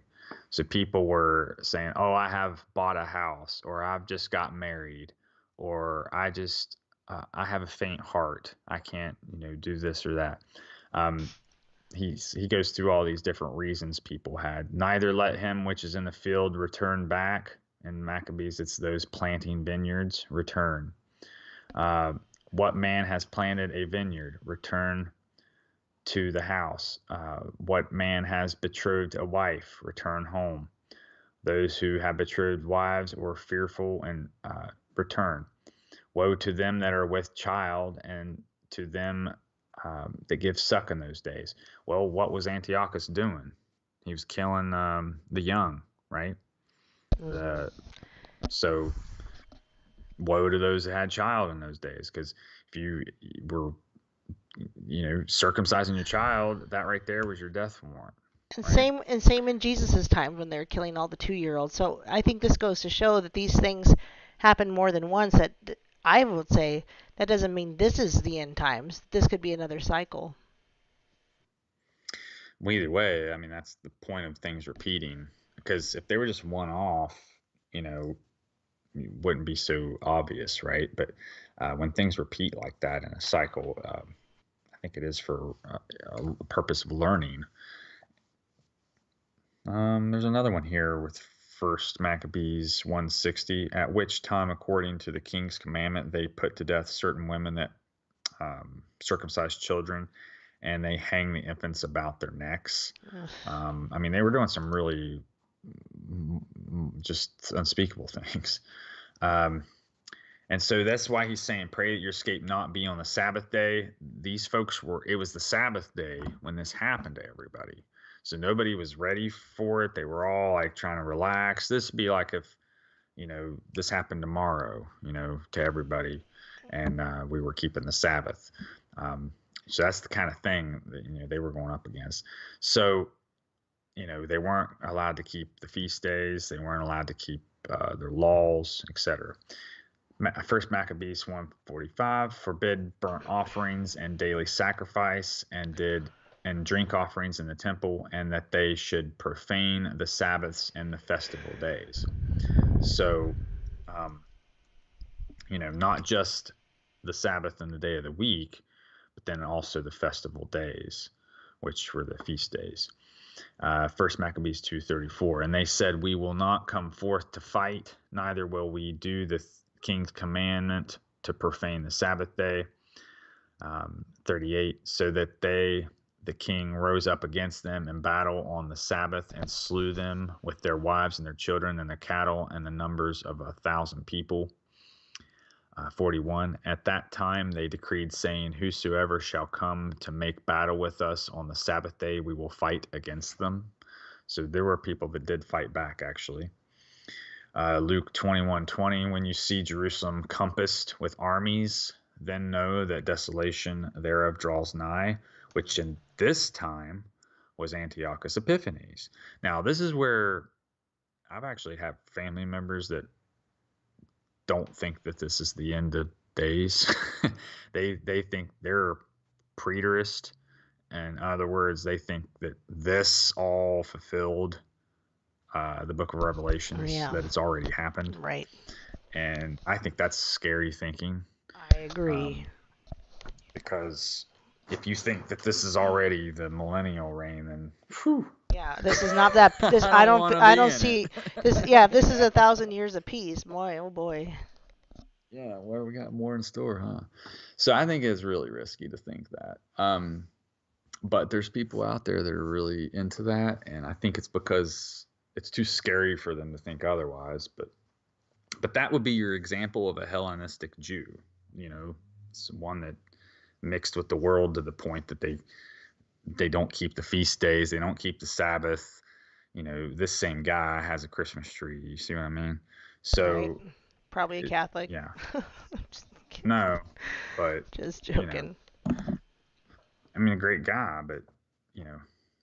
Anyway, so Maccabees 120, Antiochus in 143rd year went up against Israel and Jerusalem with a great multitude, daily sacrifice, and entered proudly into the sanctuary and took the vessels. This is the same thing that Goliath did when he took the ark. This is the same thing. What was that king's name that was drinking out of the vessels? Bad trivia. I can't remember his name, but many tekel Parison, I think was the phrase. But that he too took. Well, he didn't. I don't think he took the vessels. That was Sennacherib's doing, perhaps. But anyway, that was another example where they were misusing the vessels, for instance. And let me read this real quick. Yeah, this talks about those who take the mark. So the mark of the beast. We're reading how this was the first guy that started minting the religious coins, as it were, and so we've already seen the temple coin getting released with Trump and Cyrus on it, and there's actually several other coins that have been made. One with just Cyrus's face on it, one with Trump and Cyrus, with also the menorah, and then there's another one. There's the one with all the lab stuff and the syringes and that makes the shape of the blade. Yeah, that one in particular is for the Abraham peace accords, which, by the way, just happens to have the green, white, black, and red colors on it too, which are the colors of the red horsemen, or the horsemen, 4 horsemen. So anyway, I'm going to read just a little bit of this, Revelation 14:6 through 14. And I saw another angel fly in the midst of heaven, having an everlasting gospel to preach unto them that dwell on the earth, and to every nation and kindred and tongue and people, saying with a loud voice, Fear God, and give glory to him, for the hour of his judgment is come, and worship him that made heaven and earth and the sea and the fountains of waters. And there followed another angel, saying, Babylon is fallen, that great city, because she made all the nations drink of the wine of the wrath of her fornication. And the third angel followed them, saying with a loud voice, If any man worship the beast in his image, and receive his mark in his forehead or in his hand, the same shall drink of the wine of the wrath of God, which is poured out without mixture into the cup of his indignation, and he shall be tormented with fire and brimstone in the presence of the holy angels and in the presence of the Lamb. And the smoke of their torment ascendeth up forever and ever, and they have no rest day or night, who worship the beast in his image, and whosoever receiveth the mark of his name. Here is patience of the saints. Here are they that keep the commandments of God and the faith of Jesus, those who overcome, those who kept the Sabbath and the feast days and the commandments of God, instead of saying, oh, yeah, we'll be Hellenistic and we'll blend with you to keep our life. Well, you know, you keep your earthly life and you lose your soul, essentially, is how that works.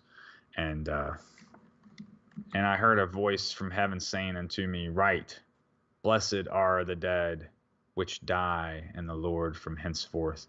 Yea, saith the Spirit, that they may rest from their labors, and their works do follow them.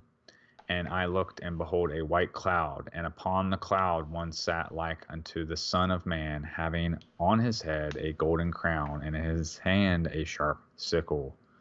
So what are they laboring? They're sowing seeds for the new kingdom, right? And bearing good fruit.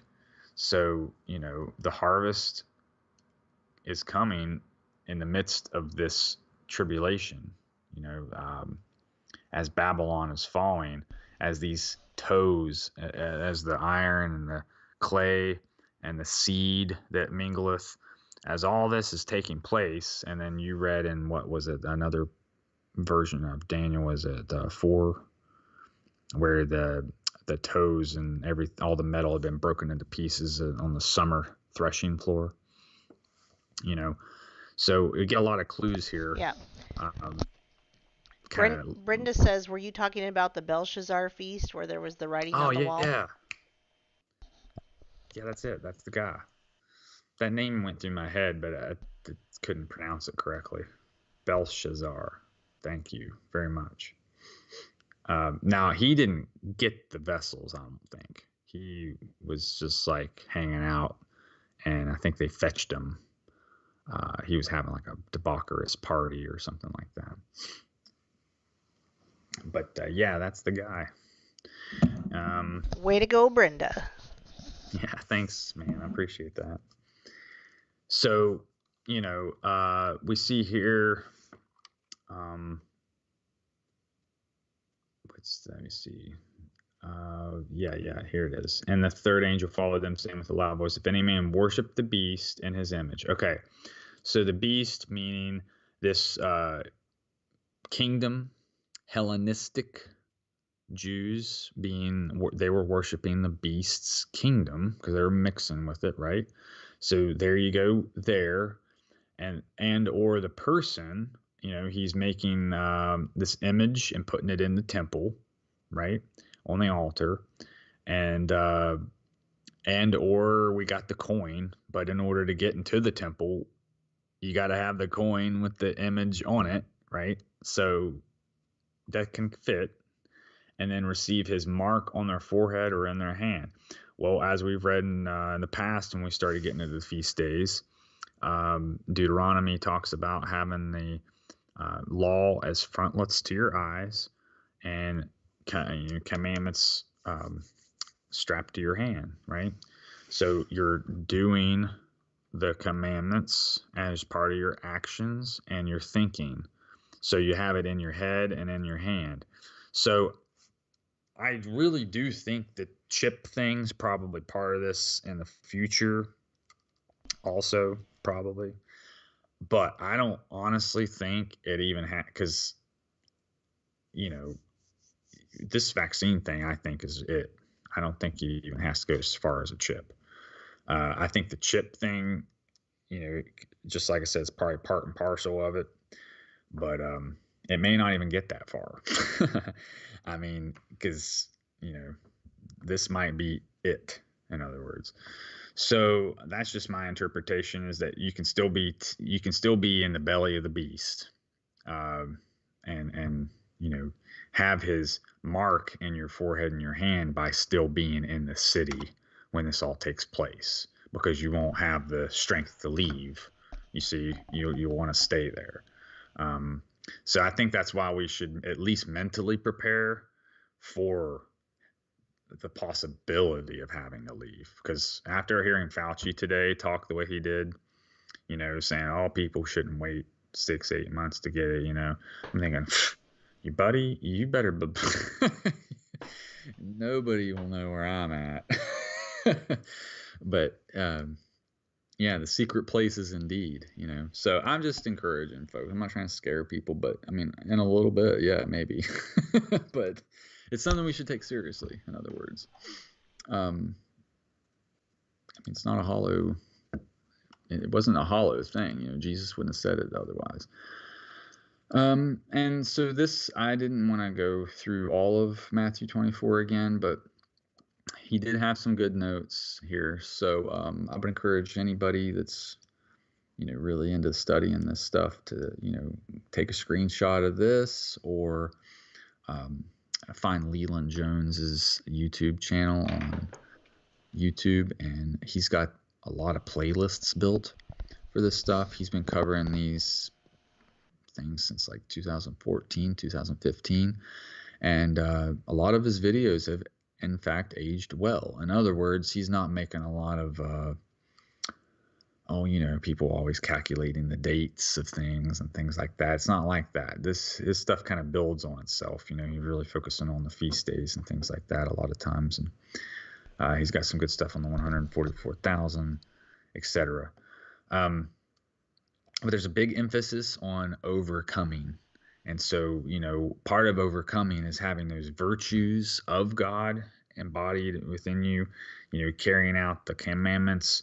You know, the armor of God is given to you when you're doing these things, you know, preaching the gospel, doing your, what they call mitzvahs, your good deeds, seeking out, doing charity, helping people. You know, that's what's going to get you through the tribulation, and you're keeping these feast days, spreading the gospel. So, you know, these days are cut short, and he pointed out something kind of interesting. Leland did, is that, you know, he was talking about the number 40 and how 40 was the number of years they were led in the desert, etc. And in the context of Pentecost, because he was measuring the number of weeks, you know, from first fruits to Pentecost. And so he was talking about how at 40 is actually 77% of 50, that you didn't have to actually keep the whole, that you didn't have to go the whole way. You only had to go up to 40 to like get the benefit out of it, I guess, somehow, is what he was saying. But it clicked with me, though, when I was hearing it about cutting the days short, that, you know, tribulation would actually last as long as it would from like Feast of Weeks, or excuse me, first fruits to Pentecost or something like that, but that it would be cut short, meaning, you know, if it didn't, we'd all be done for. But there's only the remnant left, right? In this tribulation thing, because I mean, we see in the 3 days, you know, he slew 1,000 people, which, you know, comparatively, there's more people today than there were then, but still, to then that was probably everybody that was there, you know. So just trying to bring some things into context in terms of how it's taught there in Matthew, and let me see, this one is just a continuation of that. So he went through the entire chapter here. He just letters the verses. And then this is also how Revelation ties into Matthew. So this was a really good teaching that he did. And here's the other panel.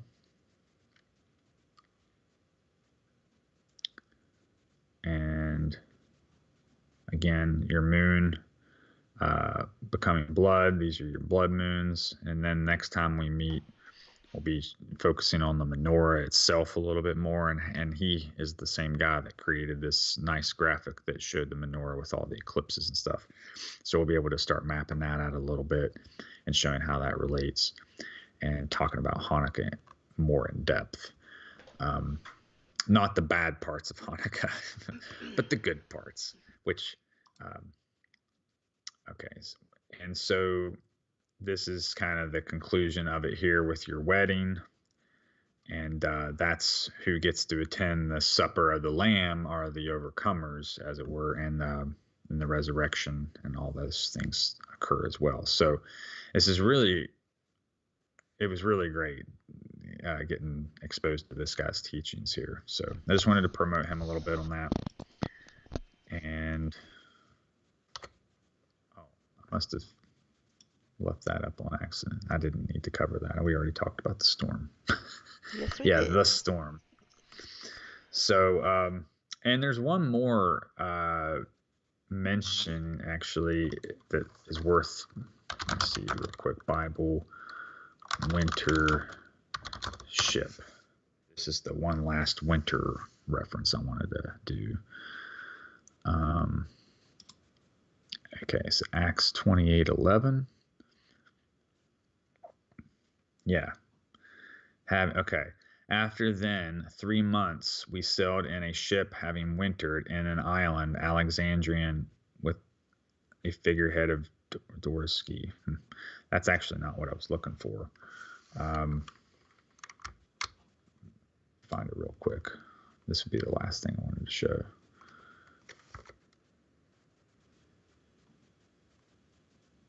Yeah, here we go. Acts 27:12. This might be it, actually.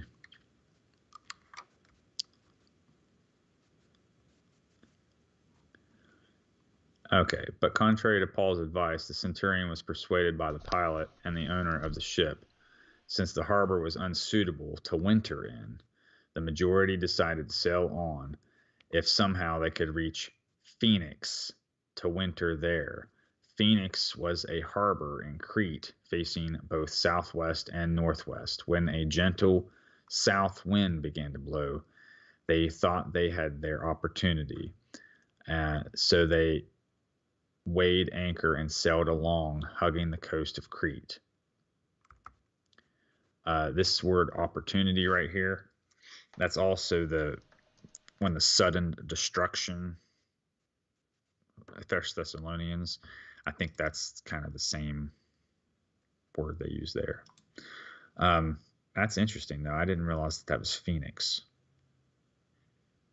which this time of year is the Scorpio, which is also the Phoenix. So it is emblematic of winter, kind of ironically. So yeah, that was the other thing I was looking for, was if anyone wanted to study Acts 27:12, that you'll find another mentioning there of the winter. Oh wait, let's get that interlinear real quick of that, because I was curious. Chamacian. Chamacian looks a lot like storm. So maybe it's winter storm.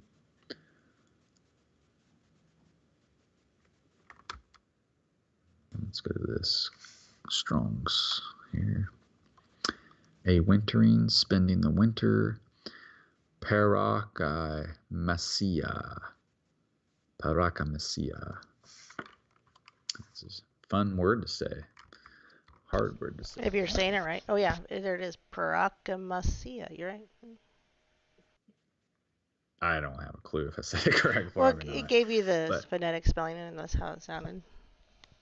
But yeah, that right there is the only other wintering type. But so in this tonight's, we mentioned summer on the threshing floor, parable of the fig tree, summer is nigh.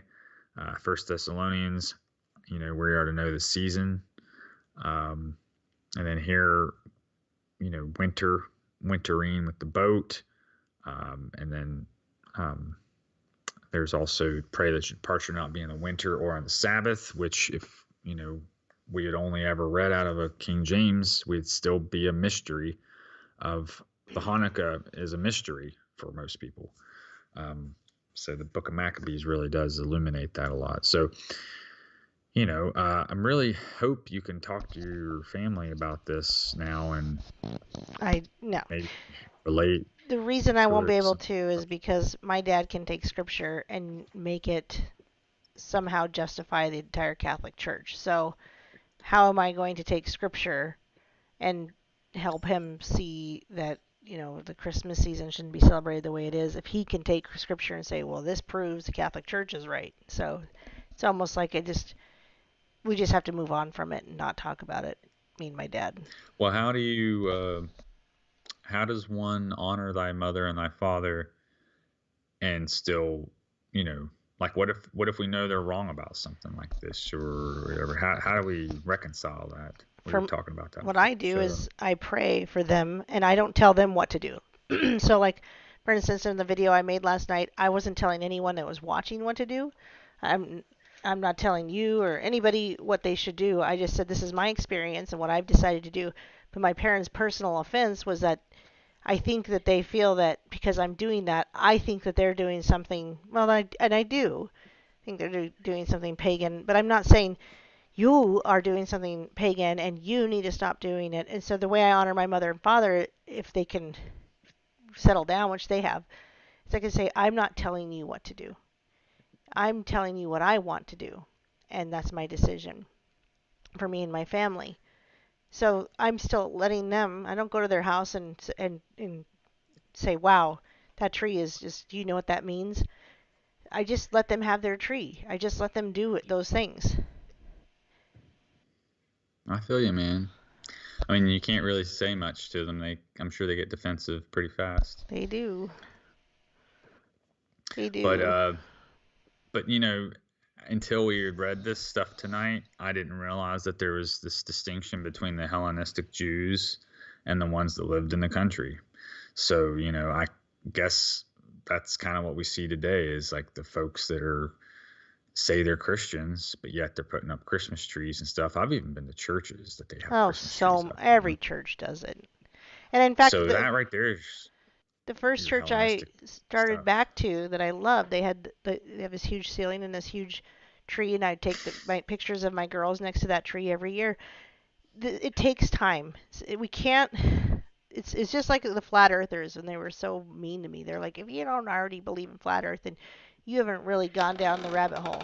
You haven't really done your research. And I'm like, well, I felt like the Lord told me that flat earth was one of the last things, one of the last large red pills I was supposed to take. And so I can't expect people to just get it. I can't just sit there and go, well, if you're not a real Christian, if you don't get it. What if somebody had said that to me 5 years ago or even 3 years ago? That I'm not a real Christian, you know, they would have they would have done something negative in my life. We have to love them, and we have to have patience, and we have to persevere and have compassion. We can't just walk into someone's house and roll our eyes because they've got a tree. I mean, I almost did it today. I was in a chat where I thought everybody there probably knew this stuff, and they kind of did. And some lady was like, "Oh, hey guys, I'm just hopping in from decorating the tree," and I was like, "Oh, I should tell her," and yet I shouldn't because that's not where she is. And if she and I've seen people who love Jesus even spout Black Lives Matter. The thing is, we don't know. They might really love Jesus, and Jesus might have a work for them in that later. We just have to be so careful how we handle it. Now, we can check each other with righteous judgment, and we can try with love to approach someone if we're concerned. But the thing about the Christmas tree is it's so prevalent, I'd have to approach everybody I know. Everybody I know. And so it's just not one of those subjects Amen. I can really do that with. So instead, I can be the example. I can stop having the tree. Why do you not have a tree anymore? Oh, I'm glad you asked. And then I can tell them without judgment Yeah. or, yeah. So. And that's the thing, though. I've found that the feast days themselves are a great witnessing opportunity.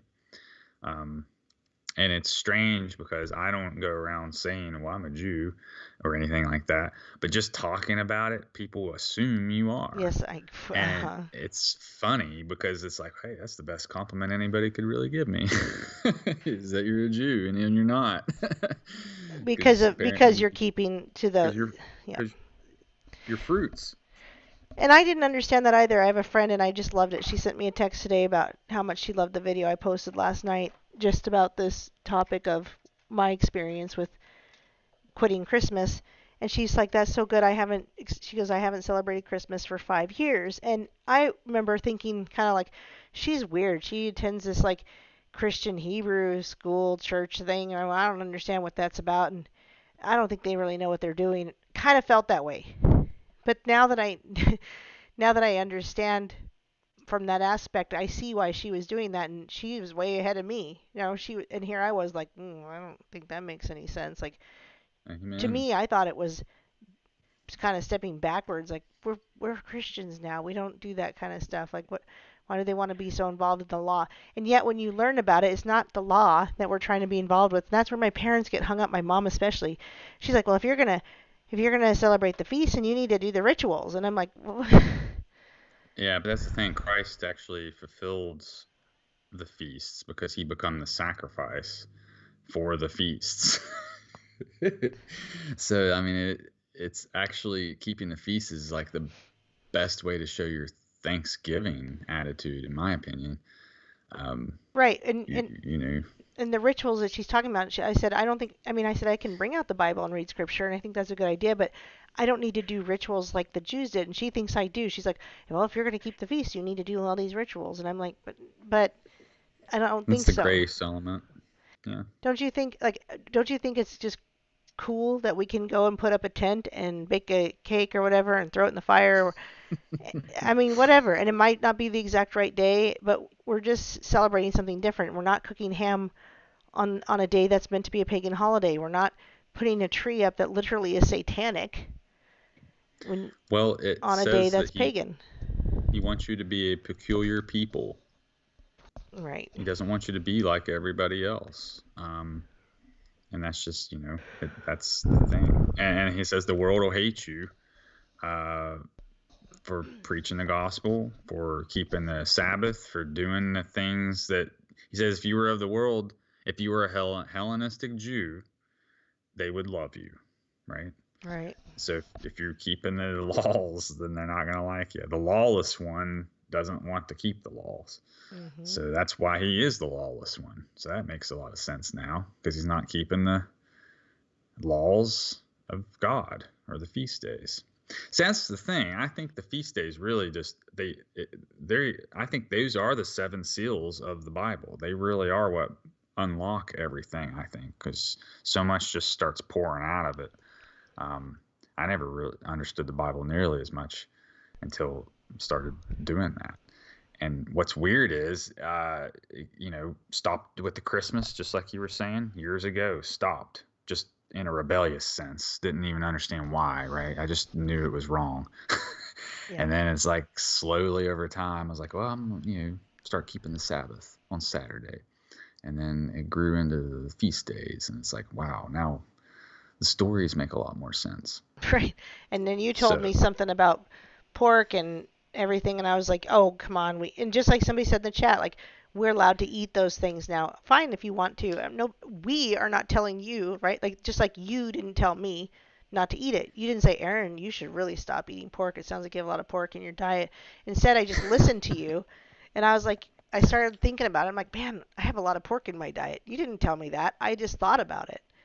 I'm like, I do it's have in a lot everything. right? And so I'm like, I'm going to start cutting it down. And I cut it down to such an extent that now I do still have it sometimes.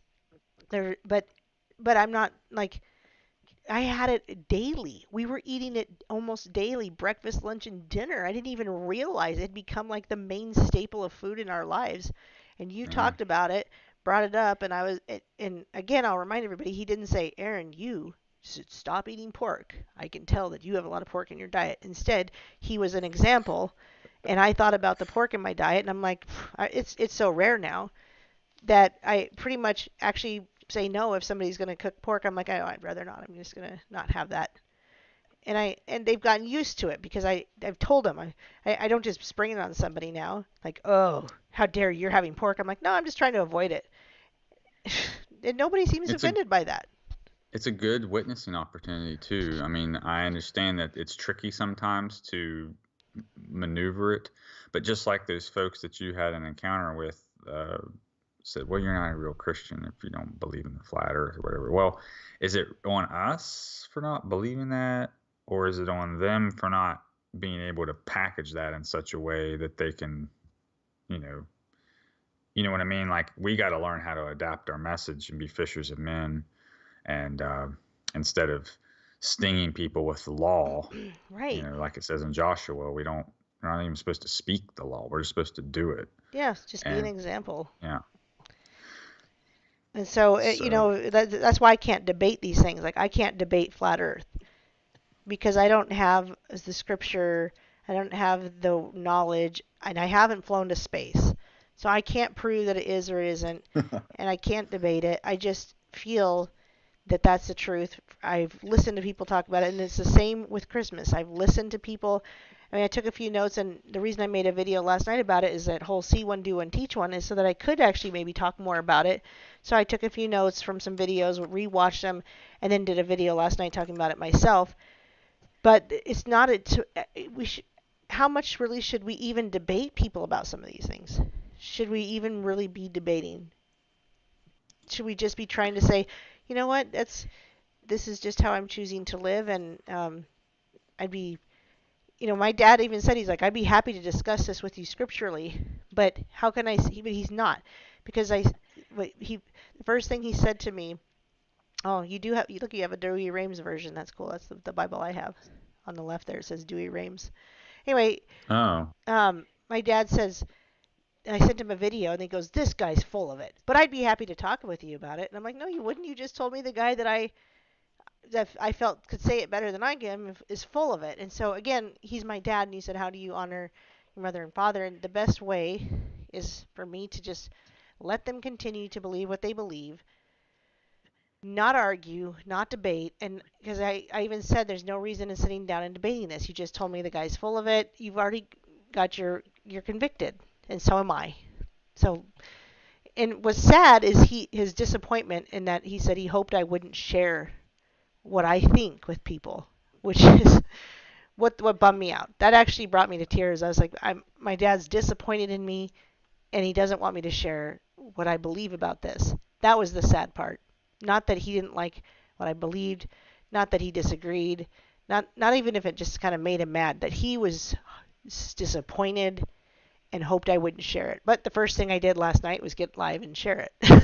So, not as a rebellious person though. It wasn't rebellion. I felt convicted, and I felt like I prayed about this, and I don't think he understands the extent that I pray and in my research. So it wasn't. he said, It wish wasn't. you didn't. He didn't tell you not to, right? He didn't So you tell me weren't really not being to share it. He disobedient. said, "I'm sorrowful at your belief, and I hope you're not sharing it. I just hope you wouldn't share this with." So I can't remember exactly how he said it, but his hope was that I would not share these beliefs with other people. And that brings up something, that kind of goes along with the Antiochus Epiphanes motif, is that the Catholic Church obeys the papal bulls, a bull, as it were, which that kind of means a lot more to me now than it ever did. BOWL. Well, bull, the papal bulls are like these decrees that they issue. Oh, okay. With their seals of authority. Oh, okay. And so they said their mark of authority, if you recall, was when they were able to switch the Sabbath day from Saturday to Sunday. So they've really been hacking at the tree, with, as it were, for quite some time. And, so I think that the Sabbath is they're going to try and replace it totally. And we've even, I think I showed something several weeks back about how the Pope was now advocating some type of rest for the earth, like some Sabbath for the earth, but it's actually centered on Sunday worship. Well, this was the Catholic Church, I think, that changed it to Sunday. So. Well, they did, but I mean, like, they're trying to. So of course he's going to focus on Sunday. Thing. Yeah. Yeah. So I mean, that's part of that mark, is when you worship too, because you were talking about the flat Earth.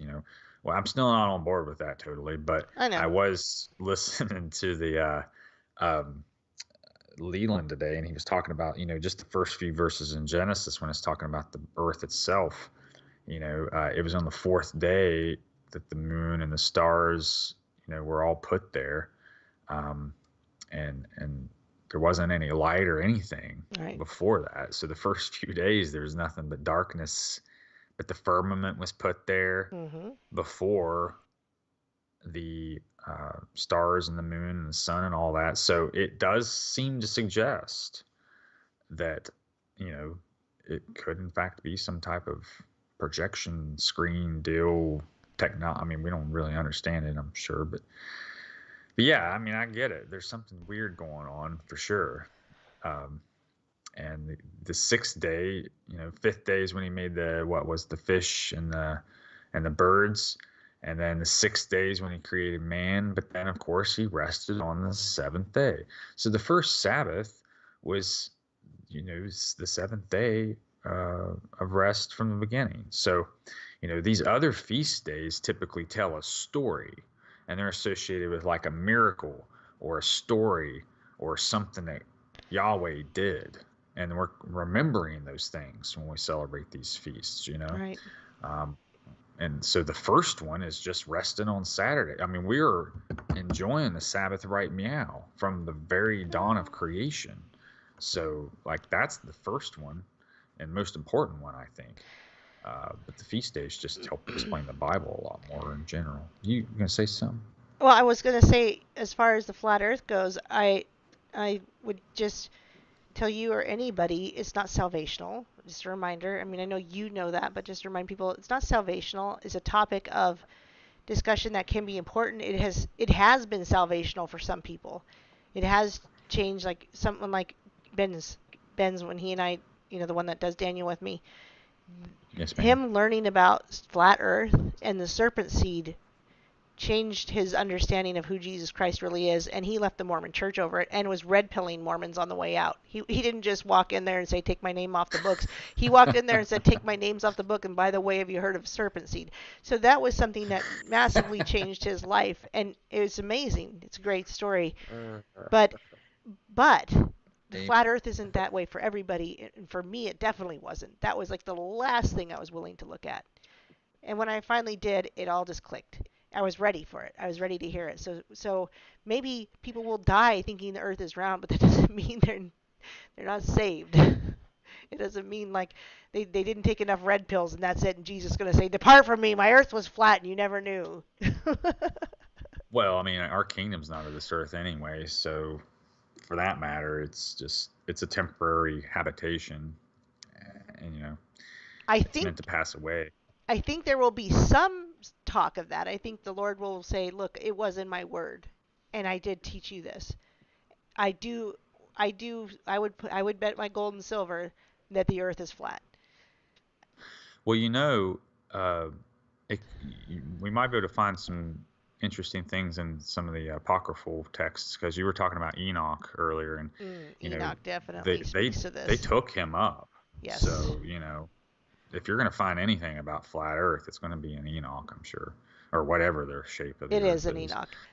It is in Enoch, and that's in fact a lot of where people refer to. But there's also a lot of scripture in the Bible, and there's a couple of guys, I don't remember their names, doesn't matter, but somebody sent it to me, and they go to churches and they say they ask the pastors and the elders, they say, where in the Bible does it speak about a spinning globe going 666,000 miles per minute or whatever? It's always the 666. That's where it first got me. I'm going to tell you right now, NPC. That's where it first hit me. I was like, man, why is it moving at 666 miles per minute or hour or whatever it was? You can because find it's a lie.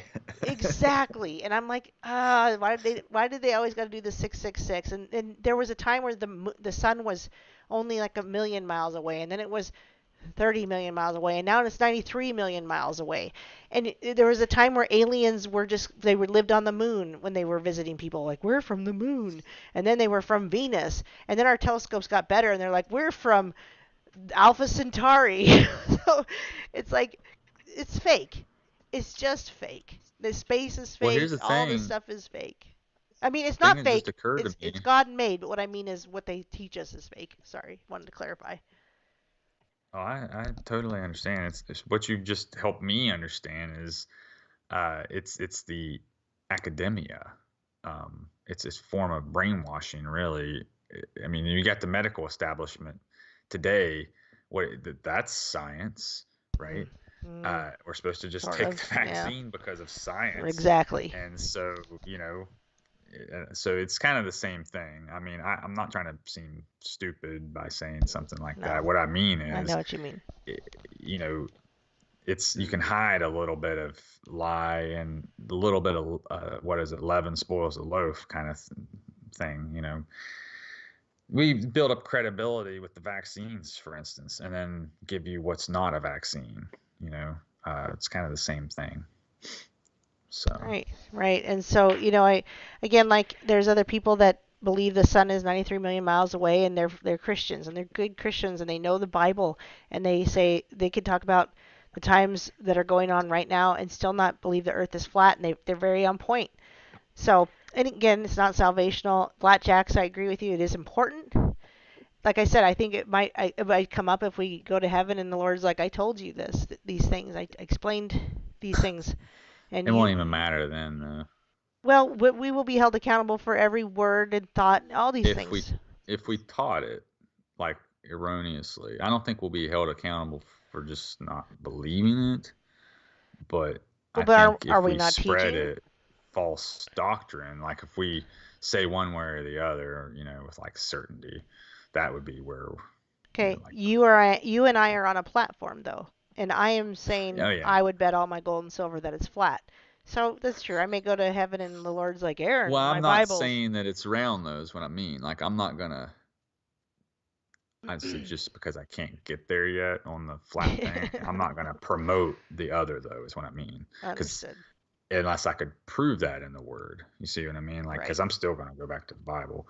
Absolutely. I'm not in love with these ideas. It's just that right now that way makes more sense to me. So hopefully it'll probably be my last red pill, as it were. Yes, it was mine. That and reptilians, oddly. Reptilians because I've eaten that one long ago. Well, but that's what's so funny. For some reason, those were the two last ones for me because I just was like, I wasn't sure if it was a globe. I wasn't sure about aliens. And then it became clear to me that I understood that the earth was made actually special for us. It was made because of our fall. Satan was already here with his fallen angels, and that's where we came down to, and that started to make sense to me. And then I started to understand that I never really believed in aliens interplanetary, but that's when I was like, oh, well, the planets aren't real. Then there definitely are not aliens that are interplanetary. And that's when I started to realize reptilians were just demonic forces. And it all kind of clicked at once. Does that make it wasn't like dude, because it just clicked at once. The wild thing is it was so much easier to be deceived, I think, prior to now, because we can access information just like that. Now, I know there's all these lies and deceptions out there, but if you want the truth, you can pretty much find it now. Like, there's really no excuse for remaining ignorant, if you know what I mean. So you just got to have that desire to want to know. And see, a lot of folks maybe are comfortable and don't want to leave what they know, which is what makes it so difficult when you attack their bubble, So it's challenging. I don't know how to really approach the Christmas thing except to just show them Maccabees. I mean, that might be the easiest way. Which I hope we'll get into more next Friday and kind of get into the Hanukkah. I want to talk more about the temple itself and the vestments, the menorah, what they use the different things for, how it relates back to the other feast days.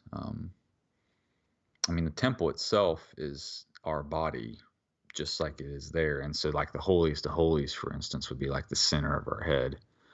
And then, the outer court and the outer court, etc.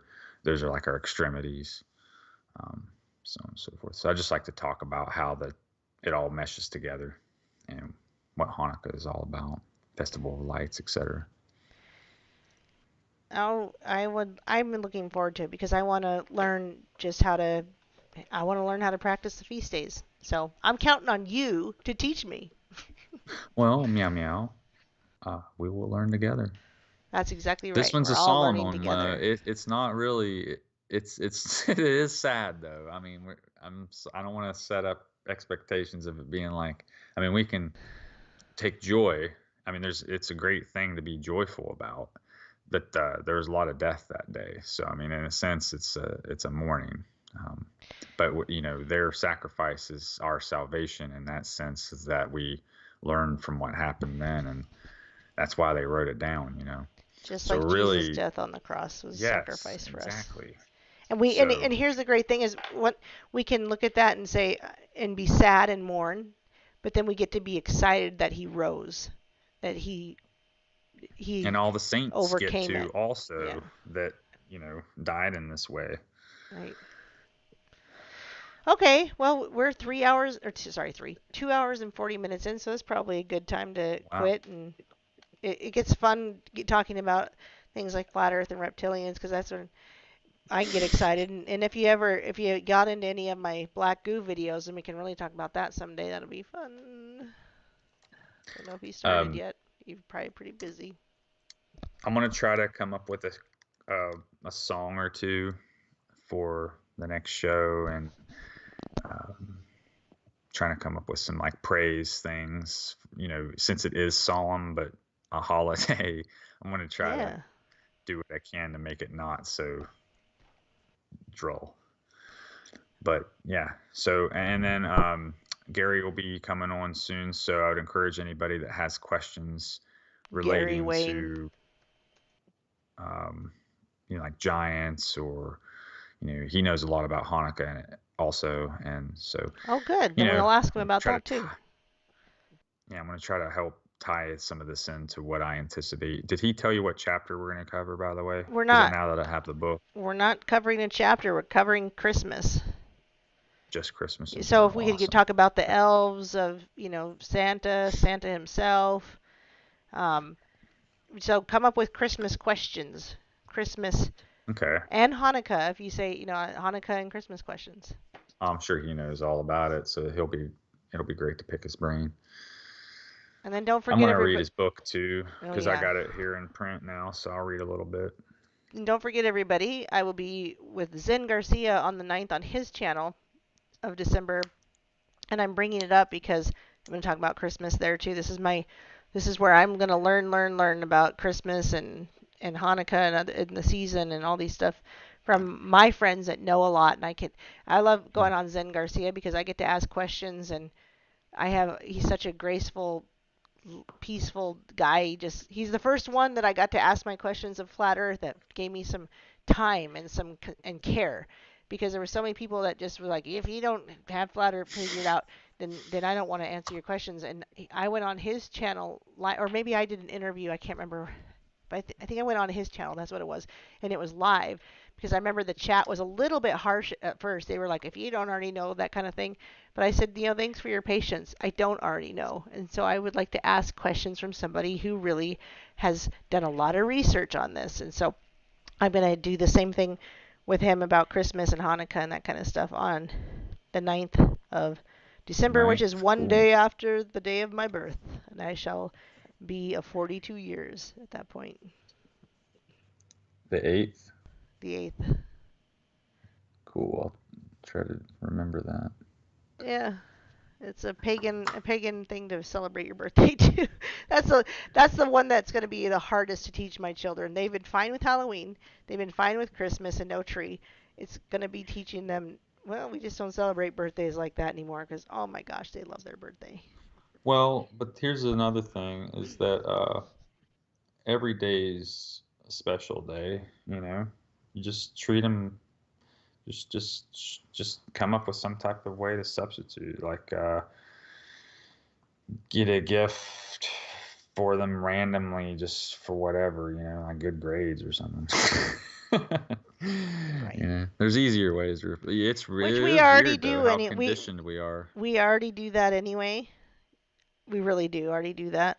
But yes, it is super conditioned. As young as they are, it's been super programmed already. So, somebody's going to get me a walker for my 42nd birthday. Thank you. Thanks, Jeffrey. But again, that's I think that was the number of generations when Christ finally did incarnate, epiphanies indeed.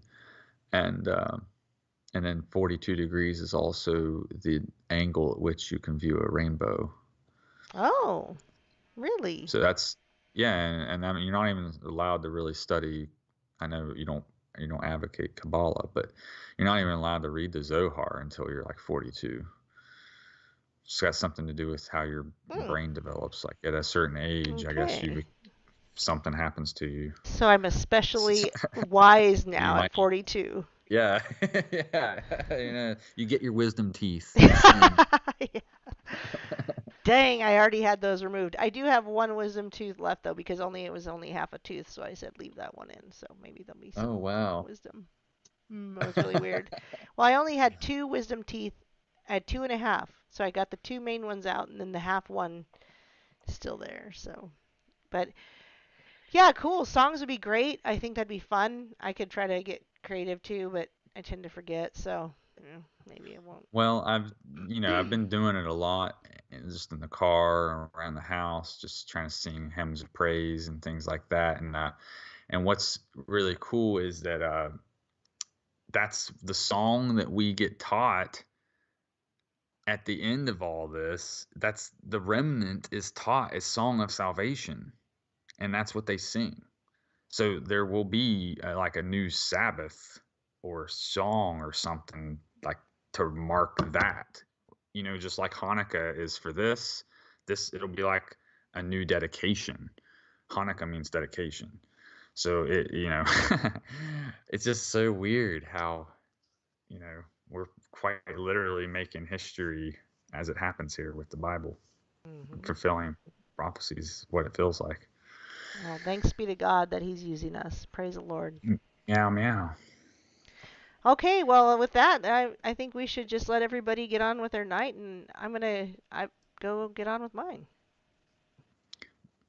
Well, farewell, folks. I'll see you next Sabbath. That's right. Peace and love of the Lord. Good night. Meow.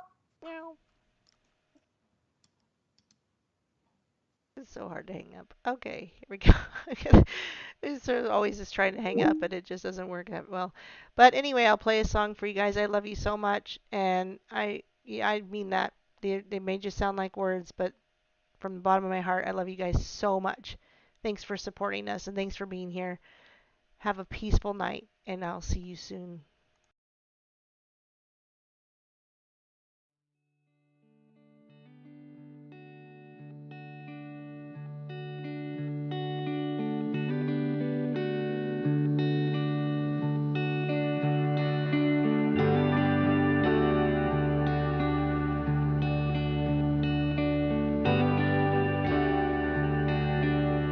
All alone here on my hands and knees, pleading for this cup to pass from me. Answer comes as blood from forehead falls. I can't escape the firing squad.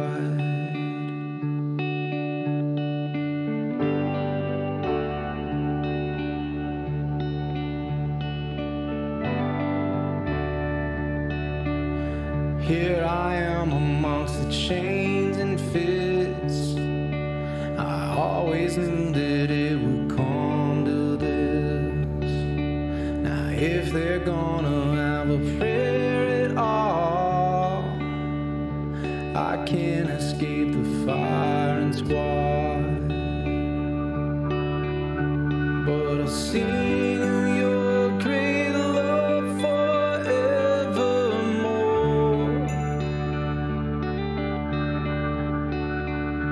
I'll tell of your great faithfulness, oh Lord, and I am sure. Just look around and you can see the flow. They pierce and taunt and they divide my clothes. Their only hope to have a change of heart. I can't escape the firing squad.